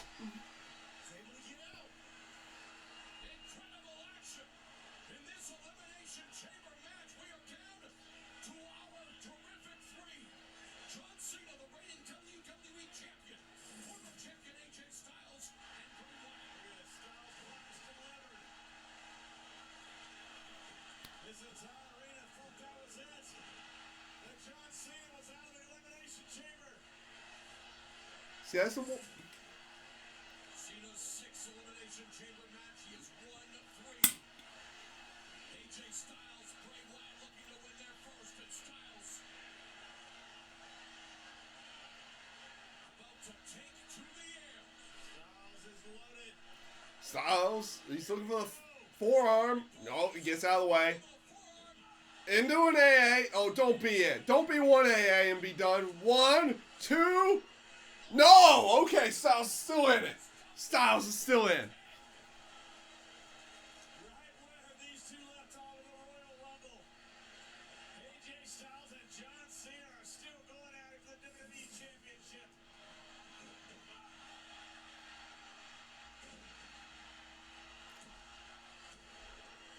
But this is even bigger. Cena's in reboot mode. Okay, Cena, if you want to take it one further, try doing the AA from the top of the pod. If you really want to take it one further.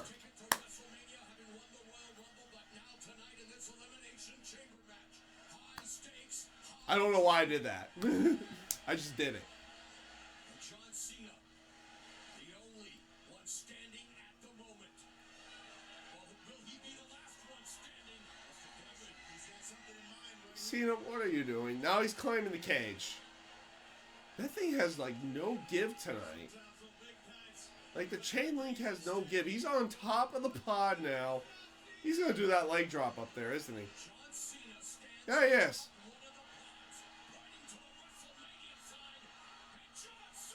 Oh, he did a crossbody. Okay. Okay, he did a crossbody. That shook up John as well.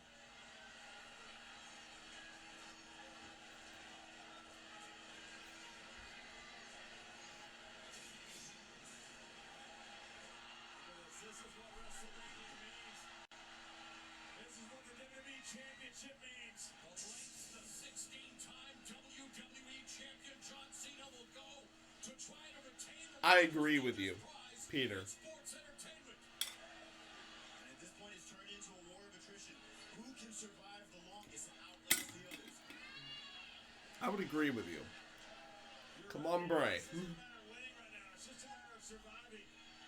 And who is going to be that sole survivor that is able to walk out of here if they can walk as a WWE champion?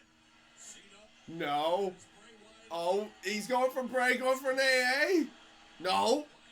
Counter. Sister Abigail. Sister Abigail. 1, 2. Cena's gone. Cena's gone.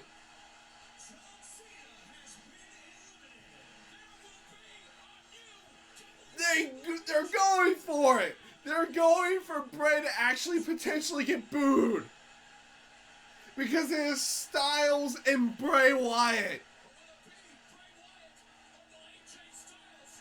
My 2 picks. Yes. or as you say, the title that has eluded Bray Wyatt.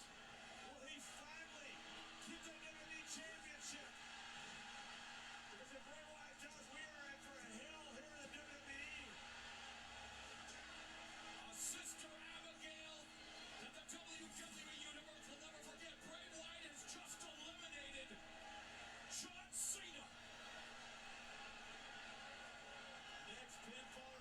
Listen, it is over, and we have a new WWE champ and half of the main event at WrestleMania. You have Stina, you have Styles and Bray. Wow. These next few minutes, this is history. How are they gonna do this? Do they do this clean? Do they do this clean, or do they do it like with like shenanigans? AJ Styles has been inside the Elimination Chamber Like, there's a piece of me that wants Styles to win this, momentarily. just for the aspect of him versus Orton as well. Bray Wyatt can sense it. Oh, but AJ Styles sliding. Attack taking out Bray Wyatt's foundation. The forearm and the cover. Can AJ Styles put away Wyatt? No. No, that's not gonna do it. 16 was AJ Styles' year. AJ Styles win this 2017. Could top it. And AJ Styles has been in this match for over half an hour. What, Bray? You're doing the spider walk now? Spider from Bray Wyatt. Sister Abigail? No, not so quick. 2, no. Oh! 2, no. Okay. So Styles did like those strong style like elbows and kicks in his brand, and he just like clobbers him with a clothesline. It was great. Tasting singles gold for the first time in his WWE career. The championship has eluded Bray Wyatt his entire career. You never know when you're going to get another chance, when you're going to get another opportunity. Can this be Bray Wyatt's night? As Bray Wyatt has faced the likes of The Rock, Undertaker, and John Cena at WrestleMania, he would love to go to the showcase of the Immortals as WWE champion, but AJ Styles has something to say about that.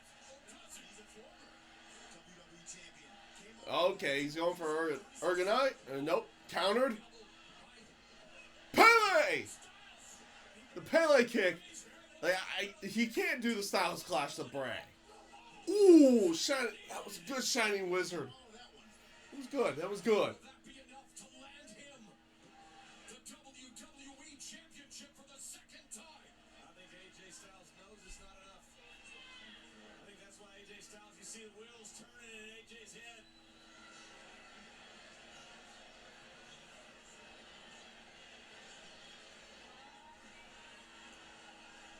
This Chamber of Horrors has come down to this. AJ Styles and Bray.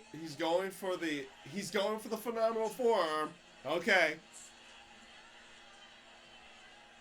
No, springboard 450. 2, no. Okay, that's done. That's not gonna be enough. The springboard 450 is not gonna be enough here. Then again, he is never in WWE. He has not won a match with that yet. In all fairness. Bird's eye view of the all-new Elimination Chamber. 4 superstars have already been eliminated. We will crown a new WWE champion.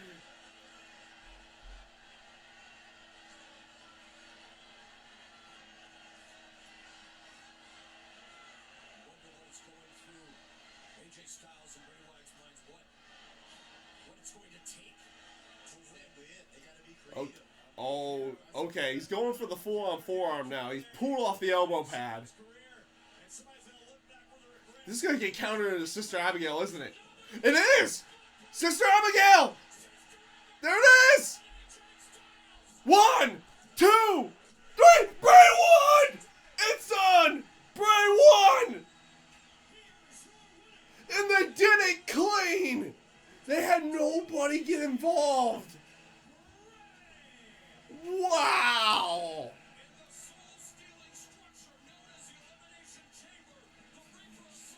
Bray wins clean.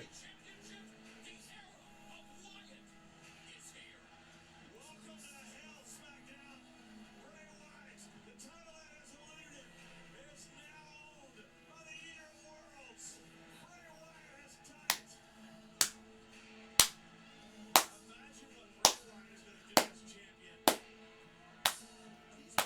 Well done, chamber match. They kept everything going throughout the entire thing. Well done. That was a well done chamber match on all sides. Everybody got a chance in some way, shape, or form to look good.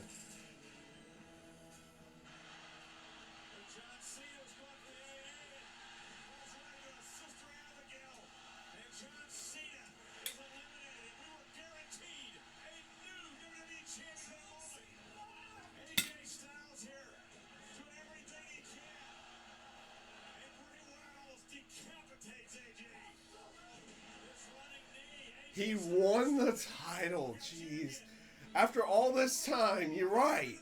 You're right. This would make 2017 a 450 splash. Like, with how they booked Bray, you would never expect him to win. Clean.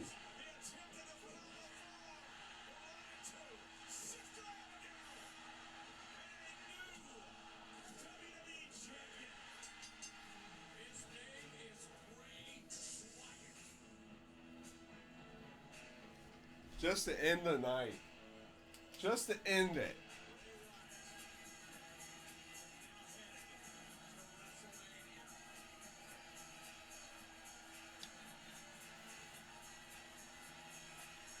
Just Bray Wyatt winning.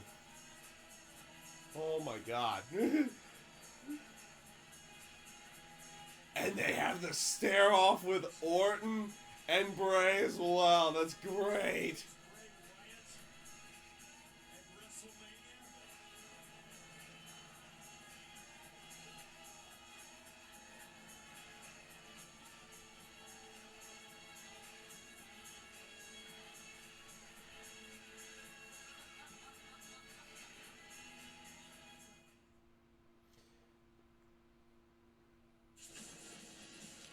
So that's Elimination Chamber, everyone. That's Elimination Chamber. They finished off. They're going straight into Talking Smack as well now.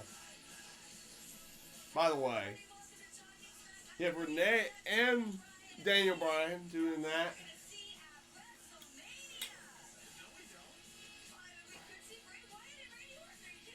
We still have 7 weeks until WrestleMania. A lot can happen in 7 weeks. You don't know. Right. I might make a WWE title match for Tuesday. Are you gonna do that? I'm not going to tell Are you. you privy to information that you could share to me and everybody watching? I'm the general manager. I can change my mind on a whim, right? Wow, that was a great chamber match too.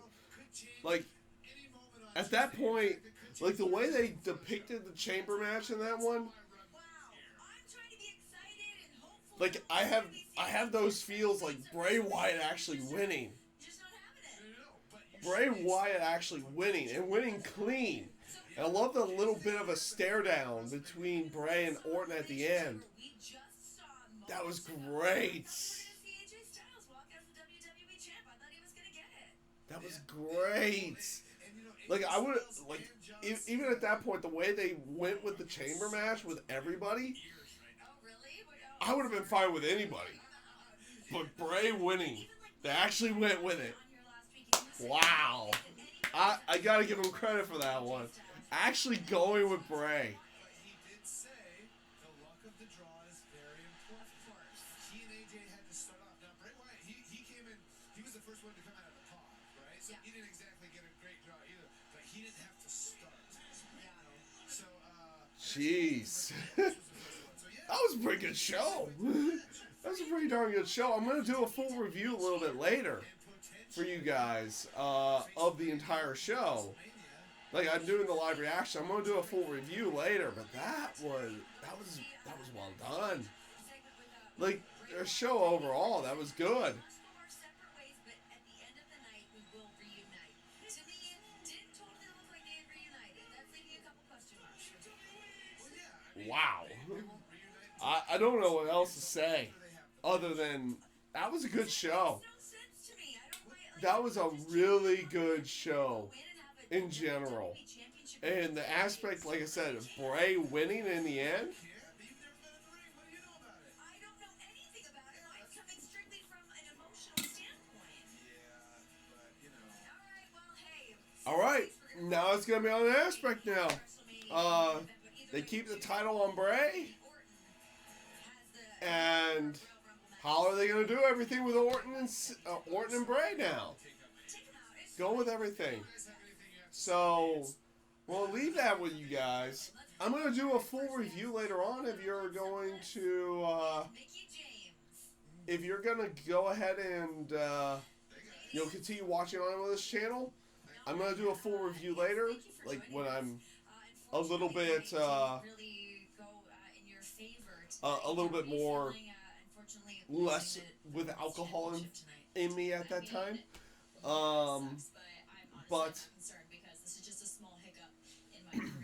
But yeah, with a little bit less alcohol in me, I'll do a full review of the show a little bit later. And expect Fastlane live reactions in a couple of weeks as well. So that being said, everybody, thank you guys for watching.